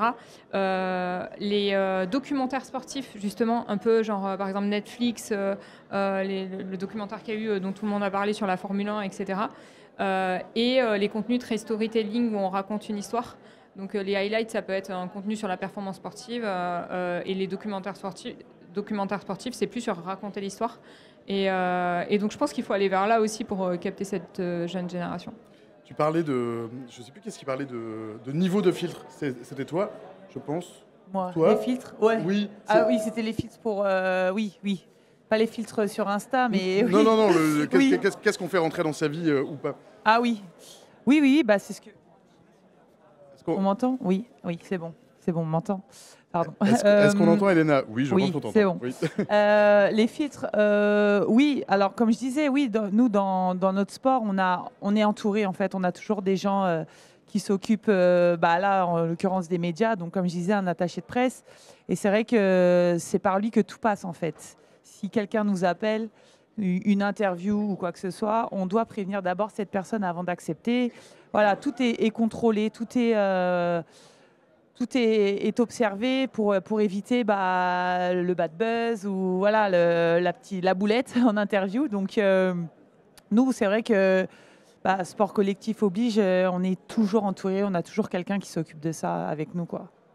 Alors on a chassé Cécilia Berder un peu tôt, mais j'accueille donc avec plaisir Corentin Parbeau. Bonjour. Salut Corentin, tu es journaliste spécialiste de l'e-sport, mais pas que de l'e-sport, tu vas pouvoir parler de sport en général. Oui, Je tout crois, à fait. jusqu'à 14h avec nous. Tu bosses notamment pour le journal L'Équipe, qui organise donc avec France Télévisions et France Info cette journée de Demain le sport. Bienvenue à toi. Merci beaucoup, merci de m'accueillir. C'était un plaisir largement partagé. Tu as suivi un petit peu les JO. Si tu devais en faire un petit peu le bilan, avant qu'on poursuive sur l'argent, le sport, les sponsors, et peut-être après, dans un second temps, le e-sport. Voilà, c'est une question hyper large, le bilan, mais bon, j'ai l'impression qu'au niveau populaire, ça a répondu vraiment présent. Le public, la ville de Paris a répondu hyper présent. Il y a qu'à voir l'engouement pour la journée d'aujourd'hui pour s'en rendre compte. Donc je pense que c'est un bilan populaire. Après, il faut voir ce qu'on arrive à construire dessus. Maintenant, désormais, je sais que vous en avez un peu parlé avant dans l'émission, donc voilà, il faut faire fructifier tout ça. Est-ce que tu as une question à poser à Elena Siak? Oula, j'ai pas du tout réfléchi, j'ai pris, Et à la côté de moi, c'est le stress. Non, parce que je sais pas exactement de quoi vous avez déjà parlé, donc je veux pas non plus faire redite. Alors, on a fait le bilan des JO avec ou non des étoiles dans la tête. Voilà, bilan d'athlètes, de ceux qui en étaient, ceux qui ont regardé, qu'est-ce qu'ils avaient de spécifique. On a parlé ensuite du tabou et en fait de moins en moins des problèmes ou des sujets en tout cas de santé mentale dans le sport de haut niveau. On a un petit peu effleuré les questions d'argent, les questions de fric, comment on se finance quand on est athlète de haut niveau. C'est pas toujours fastoche, on n'a pas toujours des sponsors. On parlait un peu de sponsors et de médias et de réseaux sociaux avec Vanessa qui est là, qui représente Vanessa Tomaszewski, qui représente un petit peu le côté médias, réseaux sociaux, qui est consultante digitale. Voilà. Non, ça avait l'air très intéressant. Alors, je ne sais pas exactement sur quoi je peux rebondir, mais c'est marrant parce que tous ces sujets, alors moi, comme tu l'as dit en introduction, je suis spécialisé dans l'e-sport depuis quelques années maintenant, et c'est que des sujets qui sont aussi présents dans qui sont connexes, ce sont plus ou moins les mêmes. Bien sûr, donc on voit vraiment ça partout, notamment le sujet du burn-out, c'est quelque chose qui est vraiment de plus en plus présent, donc ça prouve bien que dès qu'il y a pratique compétitive, il y a ce danger-là qui est proche, surtout maintenant avec les réseaux sociaux, donc il faut vraiment faire attention à ça. Toi, Vanessa, tu as rencontré des athlètes, des sportifs qui ont fait état de problèmes de santé mentale ou d'un gros soupir? Là, j'ai un exemple qui me vient en tête, mais je ne l'ai pas rencontré, mais Simone Biles. Tout à l'heure, on parlait justement des sponsors, de la visibilité, etc. Il y a eu une étude récemment, elle a été élue au classement numéro 1 des athlètes la plus marketable au monde en 2024, donc devant Messi, Ronaldo, etc. Et justement, ce qui était relevé dans l'étude, c'est le fait qu'elle a parlé de la santé mentale des athlètes de haut niveau, à quel point c'était important, le fait de prendre des pauses, etc. C'est plus vraiment un sujet tabou, j'ai envie de dire. C'est juste qu'avant d'être des sportifs, c'est des humains, quoi. Et je trouve que c'est un bon exemple parce qu'en fait, quand elle a pris la parole sur ça et elle a fait une pause, ça a mené le monde du sport, je pense, au niveau international à se poser la question, et notamment en France. Je sais que j'avais entendu parler de santé mentale dans le sport en 2019 pendant la Coupe du Monde féminine sur une conférence, et c'était une conférence avec des Américains, et j'avais jamais entendu parler de ce sujet avant sur d'autres conférences. Donc je pense que c'est venu aussi, ça a aidé qu'il y ait des athlètes qui prennent la parole dessus, quoi. Tout à l'heure, il y a donc Valentin Winato, donc journaliste à France Info, mais par ailleurs judoka, qui a été sélectionné pour les JO, qui disait, on se demandait, est-ce qu'il n'y a pas des gens qu'il faut faire sortir de son cercle à un moment de la compétition, au moment de la préparation, et des gens qu'il faut faire rentrer pour s'augmenter un petit peu, peut-être pour se rassurer ou pour se faire encourager. Valentin disait, mais moi j'ai vraiment éloigné ma famille, qui en fait ne faisait que douter de moi, qui sont probablement des gens très bien, il disait pas qu'il n'aimait pas sa famille, mais il disait, sur le temps de la compétition, la famille ne met d'aucune aide, et j'ai déplacé mon entourage sur d'autres choses, donc des amis, etc. Est-ce qu'il y a des gens que tu as fait rentrer dans ton cercle à ce moment-là, ou que tu as fait sortir? On s'entoure de qui quand on est sportif de haut niveau et qu'on prépare une très très très très grande compétition? Alors nous, sport collectif, donc forcément on est H24 ensemble avec les joueuses, avec le staff. Donc même si on a moins d'infinité, qu'on aimerait s'éloigner un peu de certaines personnes, c'est compliqué, mais c'est faisable. C'est faisable. Quand on dit on se fait sa propre bulle, c'est réel. Alors moi je suis de nature, il me faut des gens positifs autour de moi. Je m'éloigne du négatif, donc des gens négatifs, je m'en éloigne. Et après, non, ma famille, elle est là, à n'importe quel moment. Donc eux, je les garde avec moi. Mais sinon, c'est vrai que quand on est en équipe, parfois c'est difficile parce qu'on est ensemble tout le temps, on joue les unes pour les autres. Quoi qu'il arrive, on doit rester ensemble, même si c'est pas facile, même si le contexte, même s'il y a la pression, on doit rester avec elle. Voilà, après, c'est quelque chose qu'on gère individuellement. Mais voilà, c'est vrai qu'on est tout le temps entouré en fait. Tu voulais rajouter quelque chose? Non, je me demandais juste au fil de ta carrière, est-ce que tu as eu l'impression que la préparation mentale avait pris une plus grande place? Ouais. Peut-être que vous en avez déjà parlé, mais... Oui, pas de souci, je peux le répéter. C'est vrai que comme je disais au début de ma carrière, j'avais vraiment ce sentiment que de parler de préparateur mental, d'aller consulter quelqu'un parce que c'était difficile, je trouvais que c'était hyper tabou, personne n'en parlait, personne. Tout le monde certaines personnes le faisaient, mais ne le disaient pas, parce que par honte peut-être, ou je ne sais pas, mais je trouve que ça se démocratise petit à petit et les gens... Voilà, nous, par exemple, en équipe nationale, on nous a déjà proposé un préparateur mental. On a déjà quelqu'un qui est venu pendant un stage. On a fait des sessions collectives ou individuelles. Donc, c'est vrai que c'est devenu presque normal maintenant d'avoir quelqu'un qui nous accompagne pour justement les grandes compétitions, les JO ou les championnats d'Europe. Mais voilà, c'est vrai qu'au tout début, je ne savais pas ce que c'était. Voilà. Il y a une question de Kyle dans le chat. Salut Kyle. Kyle qui est un habitué certainement, un habitué du Talk de France Info qui nous dit et qui vous demande, et voilà, qu'est-ce que Kyle dit? Il dit: j'ai l'impression qu'il y a quand même deux catégories de sportifs, les sports collectifs où il y a un encadrement d'un club et une professionnalisation du sport, et puis les sports individuels où en fait les gens sont un peu livrés à eux-mêmes. Alors toi tu vas pouvoir parler pour les sports co. Oui, vraiment, Mais Vanessa et Corentin, vous allez pouvoir répondre aussi, puisque vous avez un entourage autour de vous. Vous connaissez des athlètes, pardon, ouais. Excuse-moi. Non, il n'y a pas de problème. Non, c'est sûr que j'ai vraiment ce sentiment que dans les sports collectifs, donc notamment le basket, on est vraiment dans un confort. On a des gens autour de nous, on a beaucoup de supporters qui viennent au match, les salles sont pleines, on est suivi. On a eu dans le sport féminin, dans le basket féminin, on a eu un vrai boom après les Jeux de Londres, où les filles ont eu la médaille d'argent, où ça a été un des sports les plus suivis. Donc voilà, en fait, on est monté en popularité, j'ai envie de dire, et derrière tout s'est enchaîné, les sponsors, voilà, les partenaires, les nouvelles installations. Donc en fait, c'est vrai que le sport co, notamment le basket, on est vraiment dans un confort de vie. Ouais. Alors, la Cape Rouge, salut la Cape Rouge qui nous dit pourquoi il n'y a pas de garçons sur le plateau. Alors déjà, il y a souvent des garçons, malheureusement un peu trop, sur nos plateaux. Et là, en l'occurrence, il y a 2 femmes. Donc la question est périmée.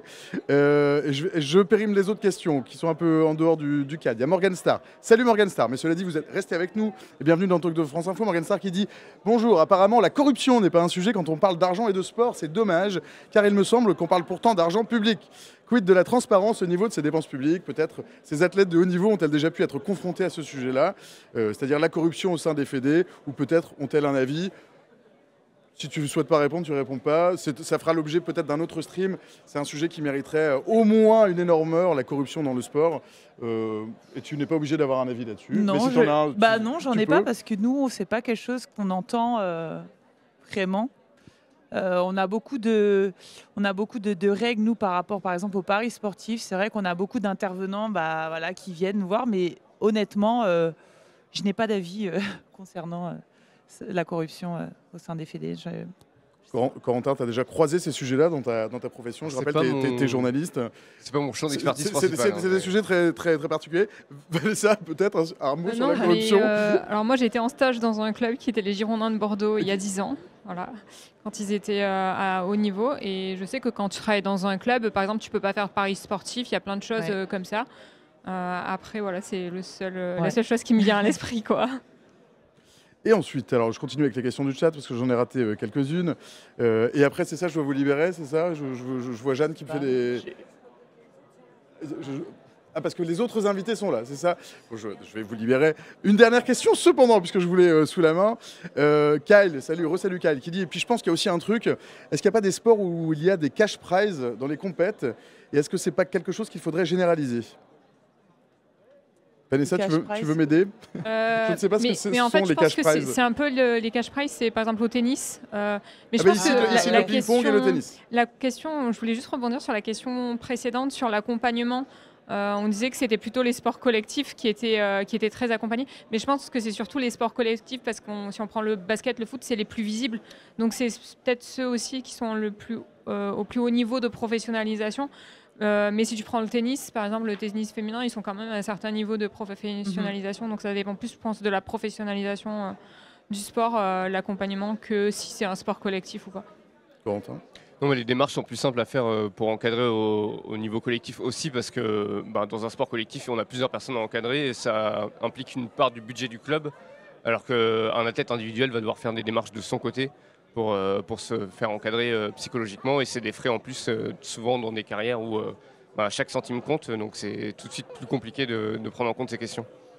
Il est 13h30, passé de, j'ai pas de vraie horloge sous les yeux, mais on va dire de 10 secondes dans le talk de France Info. On est en direct depuis l'Agora de la Maison de la Radio au 116 avenue du Président Kennedy à Paris. La Maison de la Radio où se déroule l'événement Demain le Sport organisé par France Info, France Télévisions et le journal L'Équipe en direct et en public donc depuis l'Agora de la Maison de la Radio. Je vois que mon prochain plateau est arrivé, que je vous ai suffisamment gonflé avec mes questions. Elena Siak, merci infiniment. Merci à vous. D'avoir Au répondu plaisir. à mes questions pénibles et d'y avoir répondu de manière absolument pas pénible. Vanessa Tomaszewski, merci, Merci. d'avoir pris le micro au débeauté dans les couloirs tout à l'heure.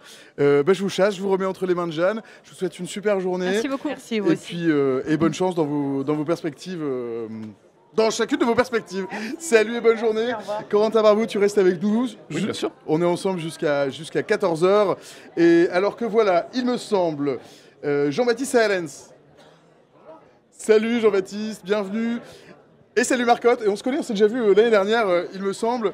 Salut à tous les deux et salut à tous les trois. Merci d'avoir répondu à notre invitation. Il est 13h31 et on va parler, si vous le voulez bien, d'e-sport. Pourquoi? Parce que l'e-sport, c'est presque 12 millions de Français qui en sont fans, que c'est aussi à l'échelle mondiale un chiffre d'affaires d'1,3 milliard d'euros pour 3 milliards de joueurs. Et puis on en parle aussi parce que le Comité international olympique a confirmé en juillet dernier la tenue de Jeux olympiques de l'e-sport en 2025 en Arabie Saoudite. Alors j'avais déjà présenté, mais je vais le représenter, Corentin Barbou, journaliste spécialiste de l'e-sport, notamment journal L'Équipe, donc l'équipe qui organise avec France Télévisions et France Info cette journée de Demain le Sport. À mes côtés, Jean-Baptiste Sahalens, j'étais journaliste spécialiste de l'e-sport et tu es directeur éditorial de JK Group, une agence de communication spécialisée dans le gaming et l'e-sport. Bienvenue chez toi. Et en face de moi, Marcotte. Salut Marcotte. Salut. Tu es ancien joueur professionnel de l'équipe Game World, notamment. Tu travailles aujourd'hui pour la ville de Boulogne-Billancourt dans un centre lié à l'e-sport. C'était déjà le cas l'année dernière, il me semble. Moi, j'avais commencé et là, c'est à plein temps. Là, ça y est, je suis à fond dessus. Comment ça se passe? Qu'est-ce que tu fais exactement? Et bah, c'est un centre qui est un peu tourné vers l'e-sport. Je sais que la ville est très amenée à faire des événements e-sportifs, notamment avec des finales de compétition et autres. Mais ils ont aussi, en partenariat, une équipe donc, qui est Game World. Ils ont lancé aussi le côté encadrement des plus jeunes autour des jeux vidéo, avec le centre où je travaille notamment. Et depuis récemment, avec le club omnisport de la CBB, ils commencent le côté amateur, tournoi amateur. Voilà. Bon, est-ce que vous êtes prêts à répondre à des questions un peu rudes au début? Parce qu'il y a la Cape Rouge qui dit comment on peut mettre le mot sport dans des compétitions de jeux vidéo. Qui se lance? Ouais, c'est le combat de toute une vie pour moi. Et c'est promis, on va pas y passer la demi-heure. Non, mais c'est des remarques auxquelles on a droit quotidiennement. Évidemment, on parle d'e-sport dans l'équipe, donc il y a un média spécialisé dans le sport où beaucoup de gens ne connaissent pas spécialement la pratique, donc forcément ont des a priori. L'idée, c'est qu'en fait, il y a deux définitions de sport. En fait, il y a faire du sport, qui est faire une activité physique, et le sport qui, pour le coup, peut se rapporter à n'importe quelle compétition pour n'importe quel loisir tant que c'est compétitif, qu'il y a des règles établies et qu'il est possible de décréter qui est le meilleur dans une pratique. Je pense que l'e-sport rentre dans cette deuxième catégorie, comme les échecs peuvent être considérés comme un sport par le CIO par exemple, comme beaucoup de pratiques telles que le tir qui ne demandent pas nécessairement des qualités athlétiques extraordinaires peuvent être considérées comme du sport. Donc voilà, si j'ai pu répondre sur ce point. Et après, c'est forcément une pratique qui est très suivie, tu l'as dit en préambule, donc il y a quand même beaucoup de gens qui s'intéressent, donc c'est évident que le CIO se pose des questions sur la pratique, notamment dans le but de renouveler et de rajeunir surtout ses audiences. Non, mais tout à fait, c'est vrai que c'est un vaste sujet qui date depuis des années, puisque le sport électronique a toujours été dans cette quête de renaissance, et donc presque de vouloir atteindre ces lettres de noblesse et avait cette volonté de, on va dire, calquer sur des modèles existants, donc celui du sport. Il y a, comme l'a dit Corentin, beaucoup on va dire, de similitudes entre les deux disciplines, mais ça reste deux pratiques bien dissociées. On va partager les mêmes valeurs, va y avoir beaucoup d'habiletés, beaucoup de choses qu'on va vouloir développer. Enfin, Marcotte pourra nous en parler. Il va nous en parler longtemps. Voilà, c'est quelque chose où on développe plein de compétences qui sont rapproches du sport. Effectivement, c'est deux disciplines qui sont bien dissociées. Mais voilà. Il y a justement Tequila. Salut Tequila, bienvenue dans Talk de France Info. Quel charmant pseudo. C'est pas l'heure de l'apéro, c'est ce soir à l'apéro. Et puis c'est pas le week-end, on est que jeudi. Tequila qui dit qu'il suffit de venir passer une journée aux côtés d'e-sportifs professionnels pour comprendre les parallèles évidents avec le sport, Marcotte. Ah ouais, là actuellement, ce qu'on peut voir déjà, c'est que les grands clubs e-sport, je parle, ils sont entourés de personnes dont c'est le métier de s'occuper du bien-être, que ce soit mental, physique, et du coup tout ce qui est autour du jeu. Il y a des coachs pour le jeu, mais autour du jeu, il y a beaucoup de professionnels. Moi, c'était mon cas pendant longtemps avec la salle de sport directement dans les locaux, un accompagnement derrière avec des ostéopathes, des ostéopathes posturologues, avec un coach performance qui s'occupait de ma nutrition, de mon sport, de mon sommeil. C'est un sujet qui est hyper important et qui vient de plus en plus. Toutes les plus grandes équipes ont forcément par équipe une personne spécialisée là-dessus. Ils peuvent être 6 ou 7 dans un club, mais ils ont tous chacun une petite équipe, mais ils travaillent tous ensemble. Et c'est vraiment le côté que je pense qui reflète le plus je pense que c'est le meilleur argument à montrer aux personnes qui ne pensent pas vraiment ça, que l'e-sport c'est juste se mettre derrière son écran, jouer aux jeux vidéo. En fait, il faudrait qu'ils le vivent pour comprendre peut-être mieux, qu'ils le voient. C'est de plus en plus vu, je crois, en regardant les réseaux sociaux, c'est de plus en plus montré. Et c'est aussi un bon argument pour les sponsors qui aiment bien investir dans les clubs qui sont vraiment investis sur tous les points, pas seulement les réseaux sociaux. Donc, voilà. En tout cas, ça intéresse les médias dits traditionnels. Hein. On est sur l'antenne de France Info. Il y a Kael qui dit « Oh my God, mais je viens découvrir la catégorie e-sport sur l'équipe ». Tu bosses un peu pour l'équipe, je crois. Un peu, même beaucoup. Donc, on peut les balancer. Non, mais ça fait 7 ans maintenant, je crois. Alors moi, j'étais pas là au début, mais que la rubrique e-sport existe. La couverture a fait que grandir parce que l'intérêt des gens est croissant pour la pratique. Ouais, on essaie de couvrir ça comme n'importe quel sport. En fait, c'est un peu un défi qu'on a. On rencontre les athlètes, on raconte leurs histoires, leurs compétitions. Donc c'est vraiment un enjeu pour nous d'essayer d'en parler, de montrer que c'est sérieux. Enfin, en tout cas, nous, on y croit beaucoup. Et je pense aussi qu'il y a beaucoup de choses à faire sur la pédagogie. Enfin, c'est un milieu qui est très jeune, donc il y a beaucoup de choses à montrer aux gens qui ne comprennent pas les liens entre le sport et l'e-sport, et aussi aux gens qui ne connaissent que l'e-sport, à quel point ça s'approche du sport classique. Enfin, il y a beaucoup de passerelles qui sont assez évidentes. Il y a la Cap-Rouge qui n'en démord pas, mais oui, mais bon, si c'est lié au sport, pourquoi le ministère des Sports ne met pas en avant ces disciplines? C'est une excellente question. J'ai mal entendu la question. Alors, la Cap-Rouge qui dit, bah oui, mais si c'est lié, c'est le même qui avait dit, mais ça peut pas être du sport, c'est du jeu vidéo. La Cap-Rouge qui dit, mais pardon, je me moque de toi, la Cap-Rouge, je sais bien que tu n'as pas ça dans ta tête, qui dit, si c'est lié au sport, pourquoi le ministère des Sports ne met pas en avant ces disciplines? Ça change, non? Ça change. Alors effectivement, on a longtemps, en tout cas les acteurs et les promoteurs de la discipline ont longtemps essayé de parler. Finalement, ils ont trouvé une oreille attentive qui est plus au niveau du ministère du numérique, mais il y a eu de nombreuses discussions qui ont existé, et des pans, encore une fois, qui sont hyper intéressants dans le développement de la pratique. On reste dans une pratique qui se rapproche encore une fois vraiment de celle du sport, notamment avec tous ces attraits de la performance, mais aussi de la compétition, du spectacle qu'on peut avoir, qui est aussi des données très importantes. Marcotte, pourquoi tu t'es mis à la retraite? C'est vrai que les gens ils peuvent se dire tiens, un petit jeune doit être encore en train de jouer, mais c'est vrai qu'une carrière e-sportive, comme c'est un peu le début, il y a forcément des carrières plus précoces. Courtes. Ouais, moi, c'était un peu mon cas. Actuellement, j'ai 23 ans. J'ai fait ma carrière donc, dès que j'avais 18 ans. C'était plus simple au niveau des papiers. J'ai pu commencer pile à ce moment-là, donc tant mieux. Parce qu'on ne peut pas commencer avant. On peut commencer avant, parce que les compétitions... Ça dépend des jeux, ça dépend des âges qui sont mis par les éditeurs. En France, il y a aussi le fait de pouvoir faire des compétitions où il y a des gains, où il y a un âge minimum. En général, je crois que c'est 13 ans, si je ne dis pas de bêtises. Ouais, ça va dépendre effectivement des jeux, mais des compétitions, généralement, maintenant, quand on est sur des statuts semi-pro ou professionnels, c'est à partir de 16 ans. Ouais, 16 Souvent, c'est la limite. Pour les contrats, ouais. Et du coup, moi, je suis en après-carrière. J'ai du coup été pendant plus de 4 ans, presque 5, donc joueur professionnel. dans différentes équipes que je peux citer rapidement, Supremacy, MCES et GameWard. Et voilà, c'est un moment que j'ai kiffé et ça m'a permis de me mettre dans la vie active, de commencer ma vie active avec un bon background, en français, avec un peu d'argent de côté, avec de l'expérience, que ce soit avec les sponsors ou même perso, professionnellement. Donc voilà. Bon, les JO de l'e-sport en 2025 en Arabie Saoudite, est-ce qu'on a un peu des nouvelles du programme? Je vous pose la question à tous les trois, vous êtes plus informés que moi. On n'a malheureusement pas encore un programme établi, à moins que Corentin ait des révélations à nous faire dans les dernières infos. Pas de révélations, en tout cas rien n'est annoncé officiellement. Ce qu'on a pu lire dans les alors officieusement, dans la coulisse, c'est qu'il y avait des discussions très avancées avec des éditeurs de jeux vidéo très connus. Alors ce qu'il faut savoir, c'est que c'est pas la première fois que le CIO organise des événements en lien avec l'e-sport, mais jusque-là il restait beaucoup sur deux types de jeux en particulier, donc les simulations de sport, où là c'est des jeux qui imitent le sport dans la vraie vie, type EA Sports FC, anciennement FIFA, NBA 2K, Top Spin, ce genre de choses. Donc ça, a priori, devrait y en avoir au programme des JO. Après, il y a les simulateurs de sport. C'est encore autre chose. C'est là où tu fais vraiment une activité physique, type Zwift, par exemple, sur Home Trainer, type les simulateurs d'e-racing, par exemple, où tu te retrouves presque comme avec un volant de Formule 1 devant toi.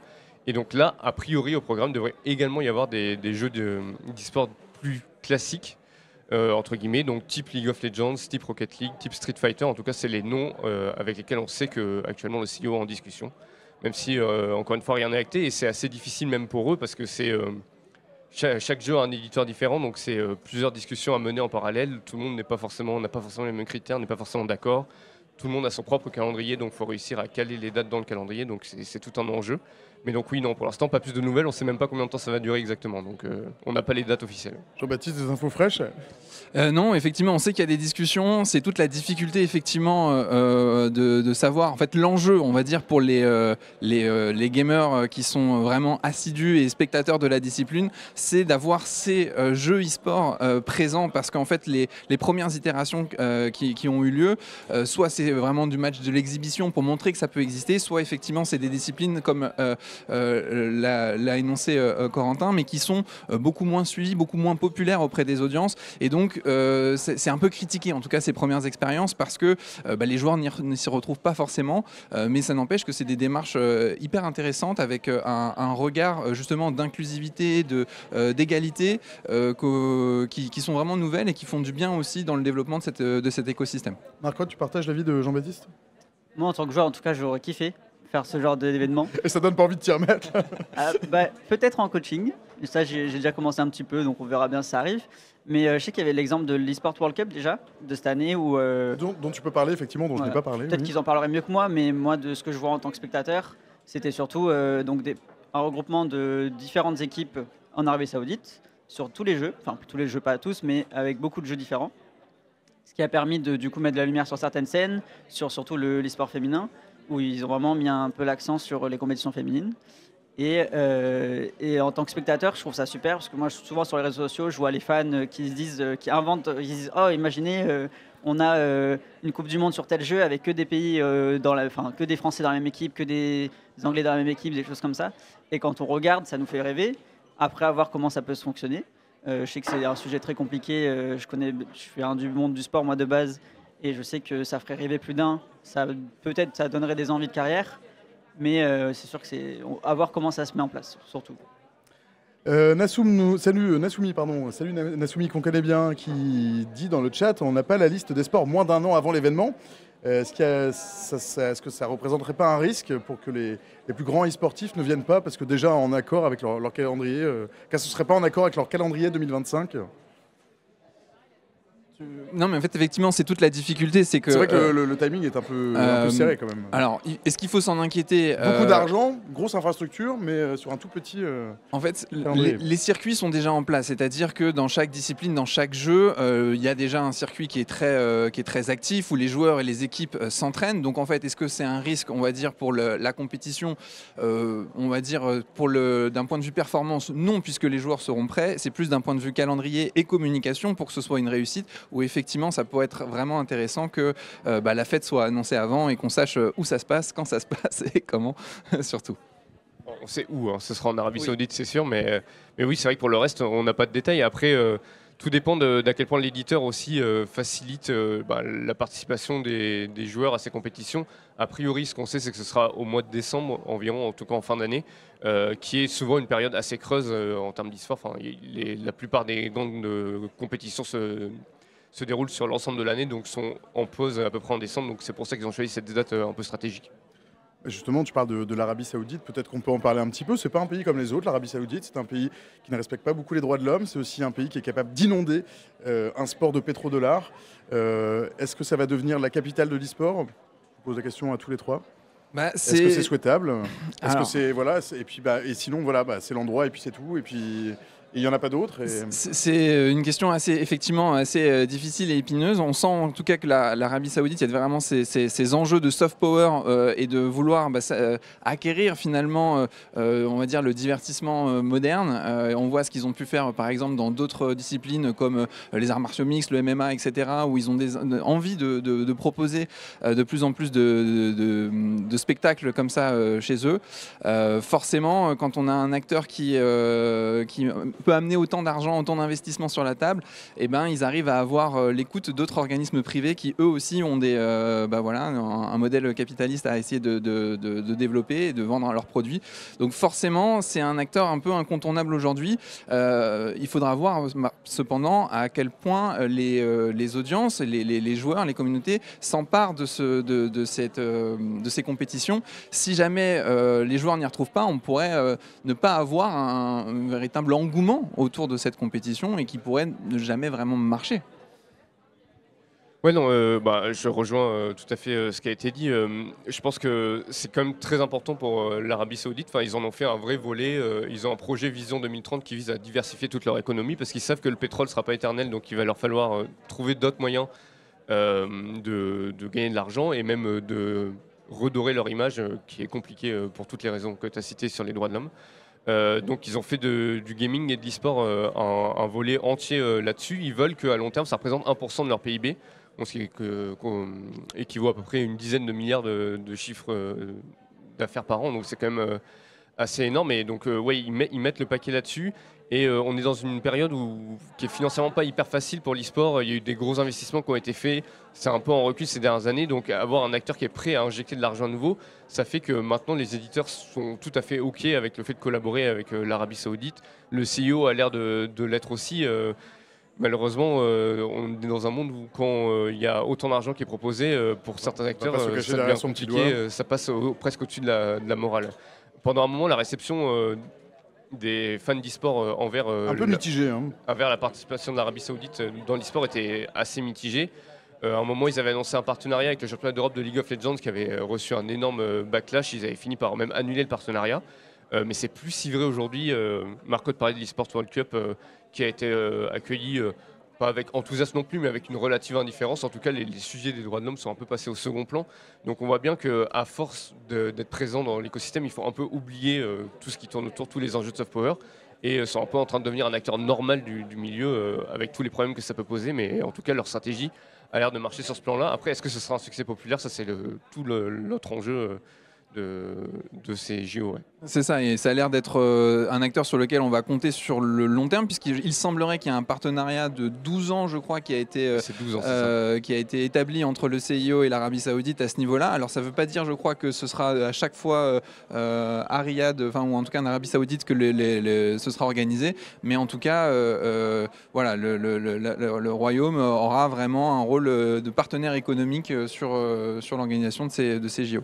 Marcotte, de l'engouement ou pas? Moi, je trouve que l'engouement, en tout cas de mon côté, de tout ce qui est côté joueur, etc., il vient, on va pas se mentir, sur le côté de l'argent. Ils mettent énormément de cash prize, ça fait toujours rêver. Ils ont même eu du cash prize pour les meilleures organisations qui au global, sur tous les jeux, ont fait les meilleurs résultats.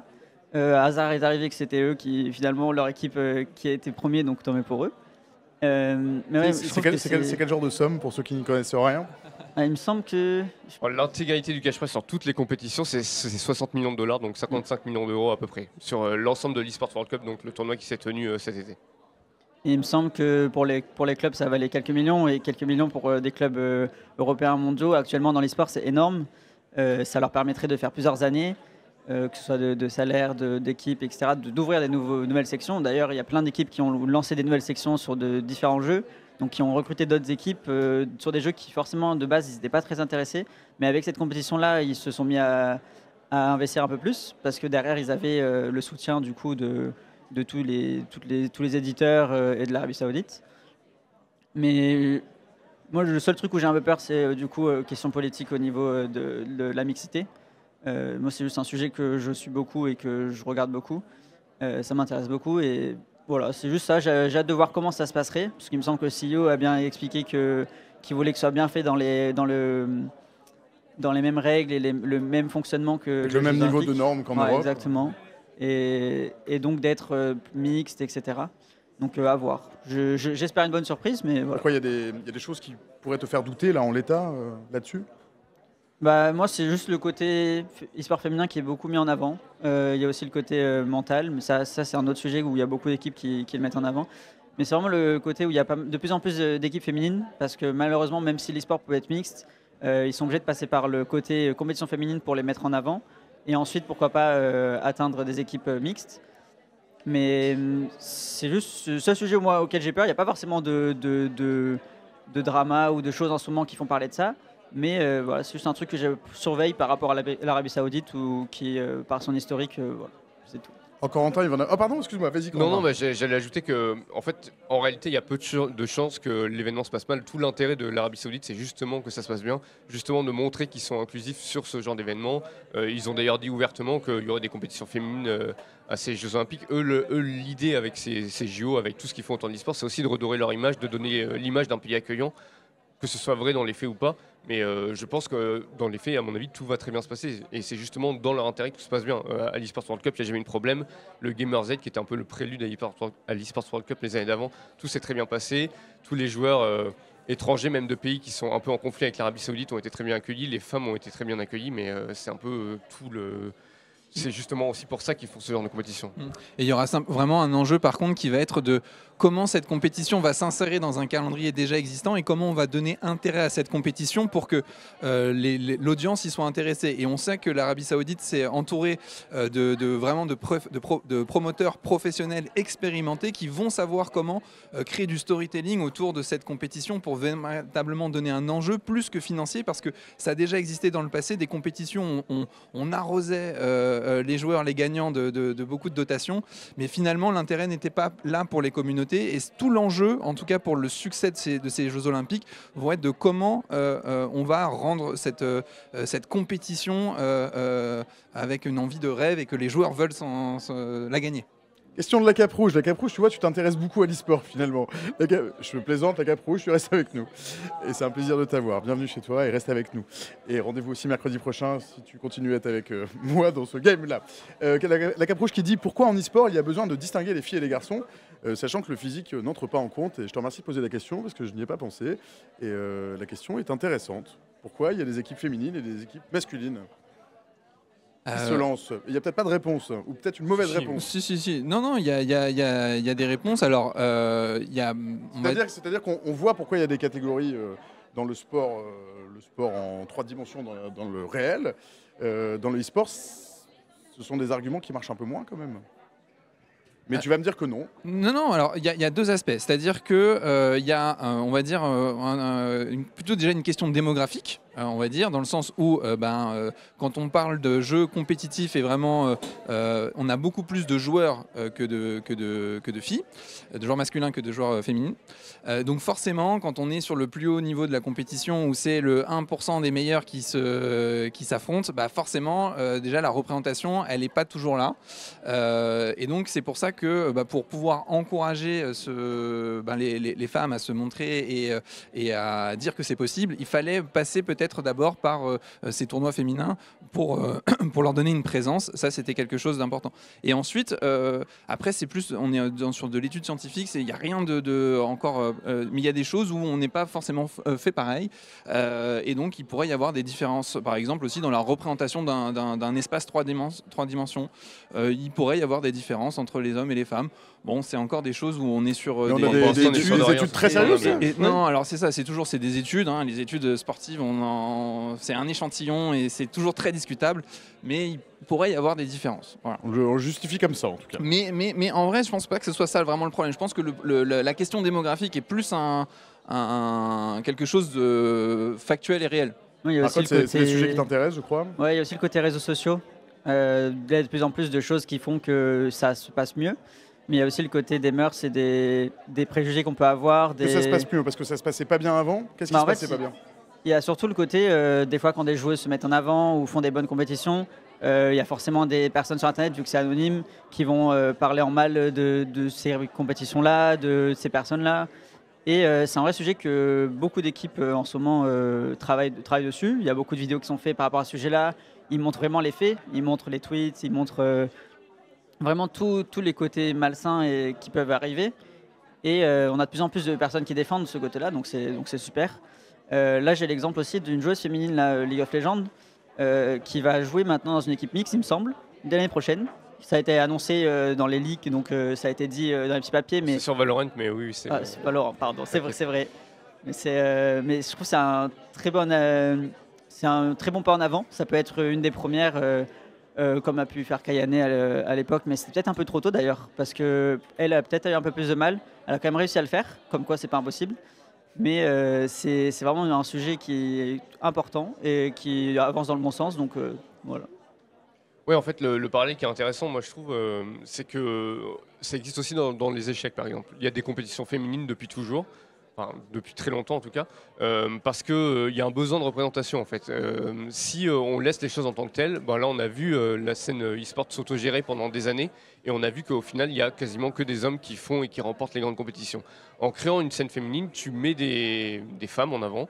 Tu montres que peut y avoir des championnes d'e-sport, tu leur donnes l'occasion de s'entraîner régulièrement entre elles et pourquoi pas après à long terme de rejoindre des équipes mixtes. Donc c'est un peu l'idée que ça serve de tremplin, et effectivement à moyen long terme, l'idéal ce serait qu'on arrive à avoir des équipes, des compétitions complètement mixtes, mais en l'état les compétitions féminines permettent d'arriver à cet idéal, quoi.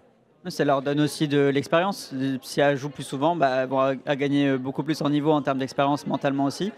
Et peut-être du coup s'élever au niveau des meilleurs joueurs actuellement. Corentin, tu vas me détester parce que tu m'as fait l'amitié d'arriver tôt et de partir tard, et tu es arrivé au moment où on parlait de santé mentale. On n'en a pas encore parlé pour l'e-sport. Est-ce qu'il y a des sujets de santé mentale dans le e-sport? Est-ce que dans le e-sport, il y a aussi des burn-out, des dépressions, des e-sportifs qui sortent parfois un peu de la route? Oui, il y a plusieurs équipes qui lancent des initiatives. Moi, je pense notamment à Vitality ou à Carmine, qui lancent des initiatives autour de la santé mentale, que ce soit des associations, des mouvements, du merch, des choses comme ça. Mais il y a aussi les équipes, dans le discours actuellement sur les réseaux sociaux. Je sais qu'il y a eu des fois des choses tragiques qui sont passées récemment. Récemment, quand je dis récemment, c'est l'an dernier ou quelques années, récemment. Et c'est des choses vraiment qui touchent directement. On a beau ne pas connaître la personne, on va forcément se dire, tiens, on a peut-être dans l'entourage, il y a des gens où c'est pas forcément où ça peut être la même chose.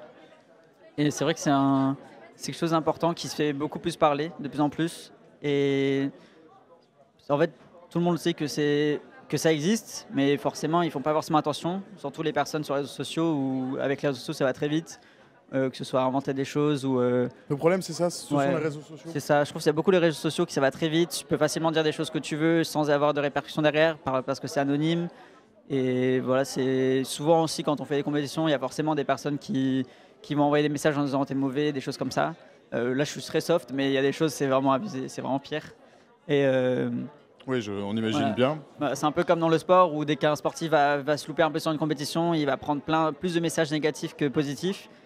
Et voilà, je pense que vous en parlerez peut-être un peu mieux, mais moi, c'est l'extérieur, c'est ce que je vois. Donc, Jean-Baptiste, Corentin? Non, mais effectivement, c'est un sujet, mais je pense que c'est comme dans tous les domaines, en fait. On va dire une des particularités dans le sport électronique, c'est que c'est des audiences jeunes, très exposées, et c'est un milieu qui a besoin de se structurer, d'avoir un petit peu d'expérience, d'avoir des gens qui sachent prévenir. Et je pense qu'on n'a jamais fait autant d'avancées entre guillemets sur cette thématique-là, et que les gens, les clubs, les structures, les les joueurs aussi savent maintenant dans quel pied ils mettent quand ils s'exposent de plus en plus sur les réseaux sociaux. En fait, c'est tout ce qui a trait à la médiatisation, hein, très souvent. Hein.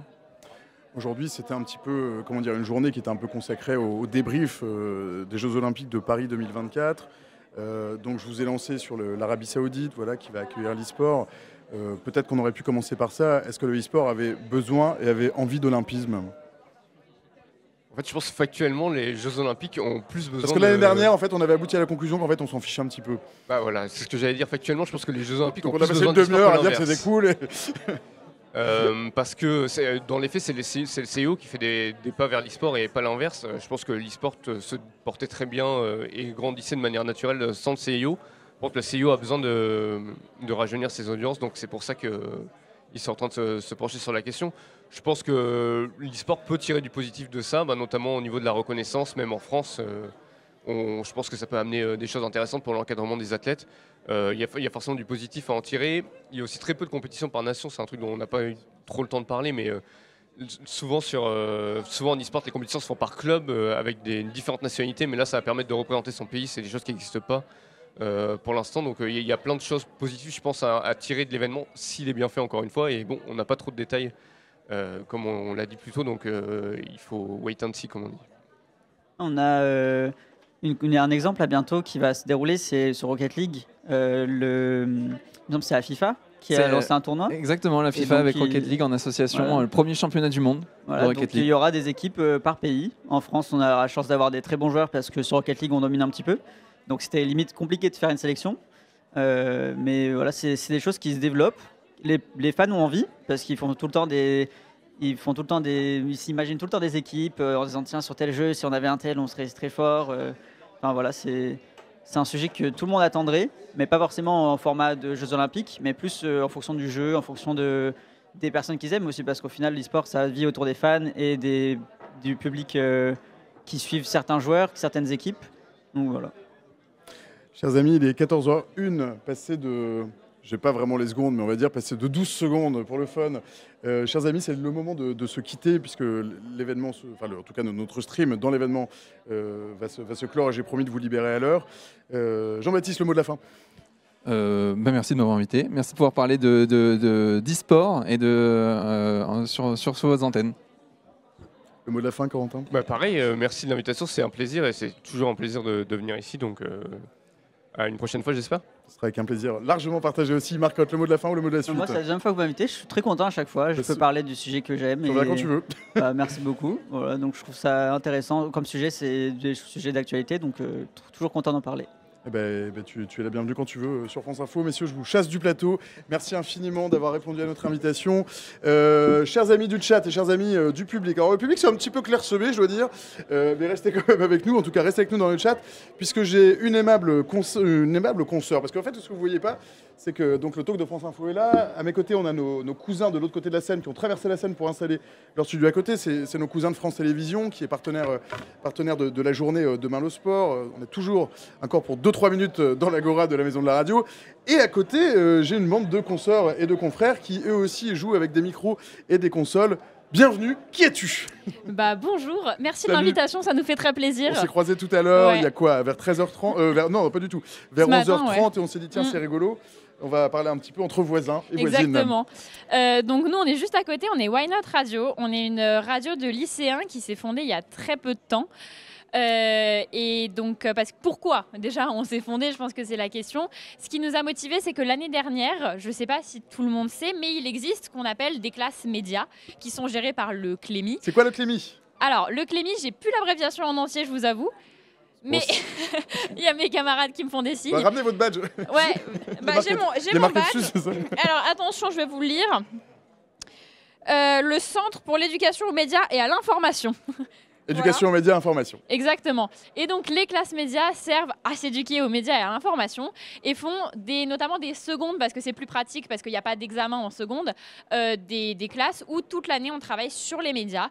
Et donc, moi, l'année dernière, j'étais dans cette classe avec tous les membres de la radio. Ça a été la meilleure année de ma vie, honnêtement, je pense, en termes de scolarité.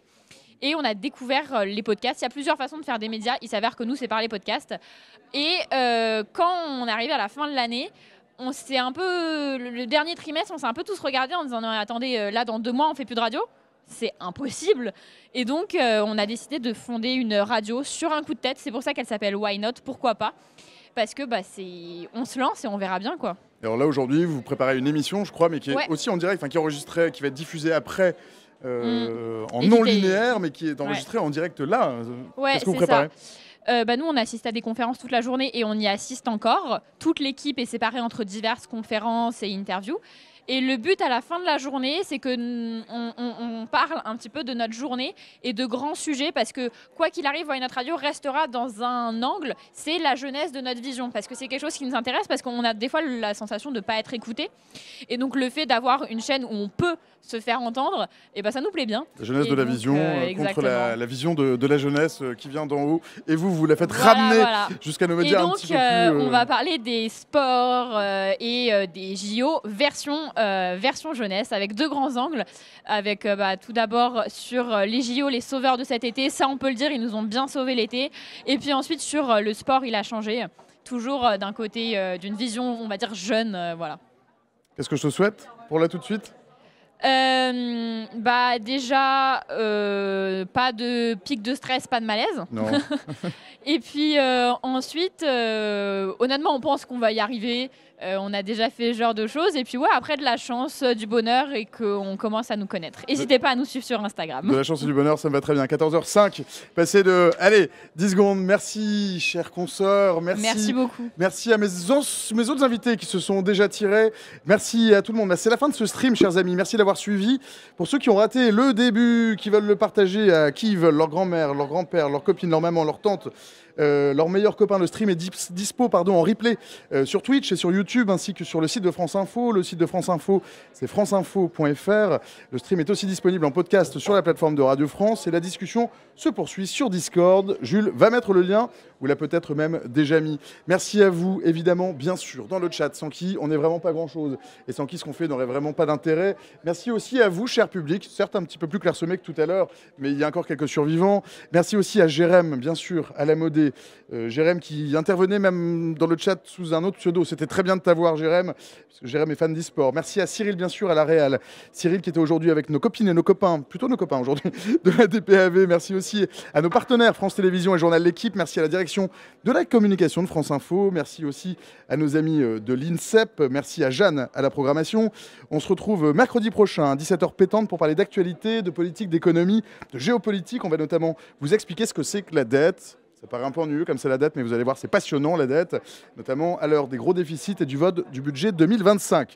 Ce sera avec moi et toute l'équipe du Talk, avec plein d'invités, avec vous, j'espère dans le chat, toujours plus nombreux. Je vous donne donc rendez-vous mercredi soir à 17h. Pas de bonne heure, mais bien sûr de bonne humeur. Et pour aujourd'hui, rendez-vous sur France Info, la radio et la télé, le canal 27, pour votre shoot d'actu, de l'info vérifiée, certifiée, du reportage, du décryptage. Je vous souhaite une excellente journée à toutes et tous. Salut.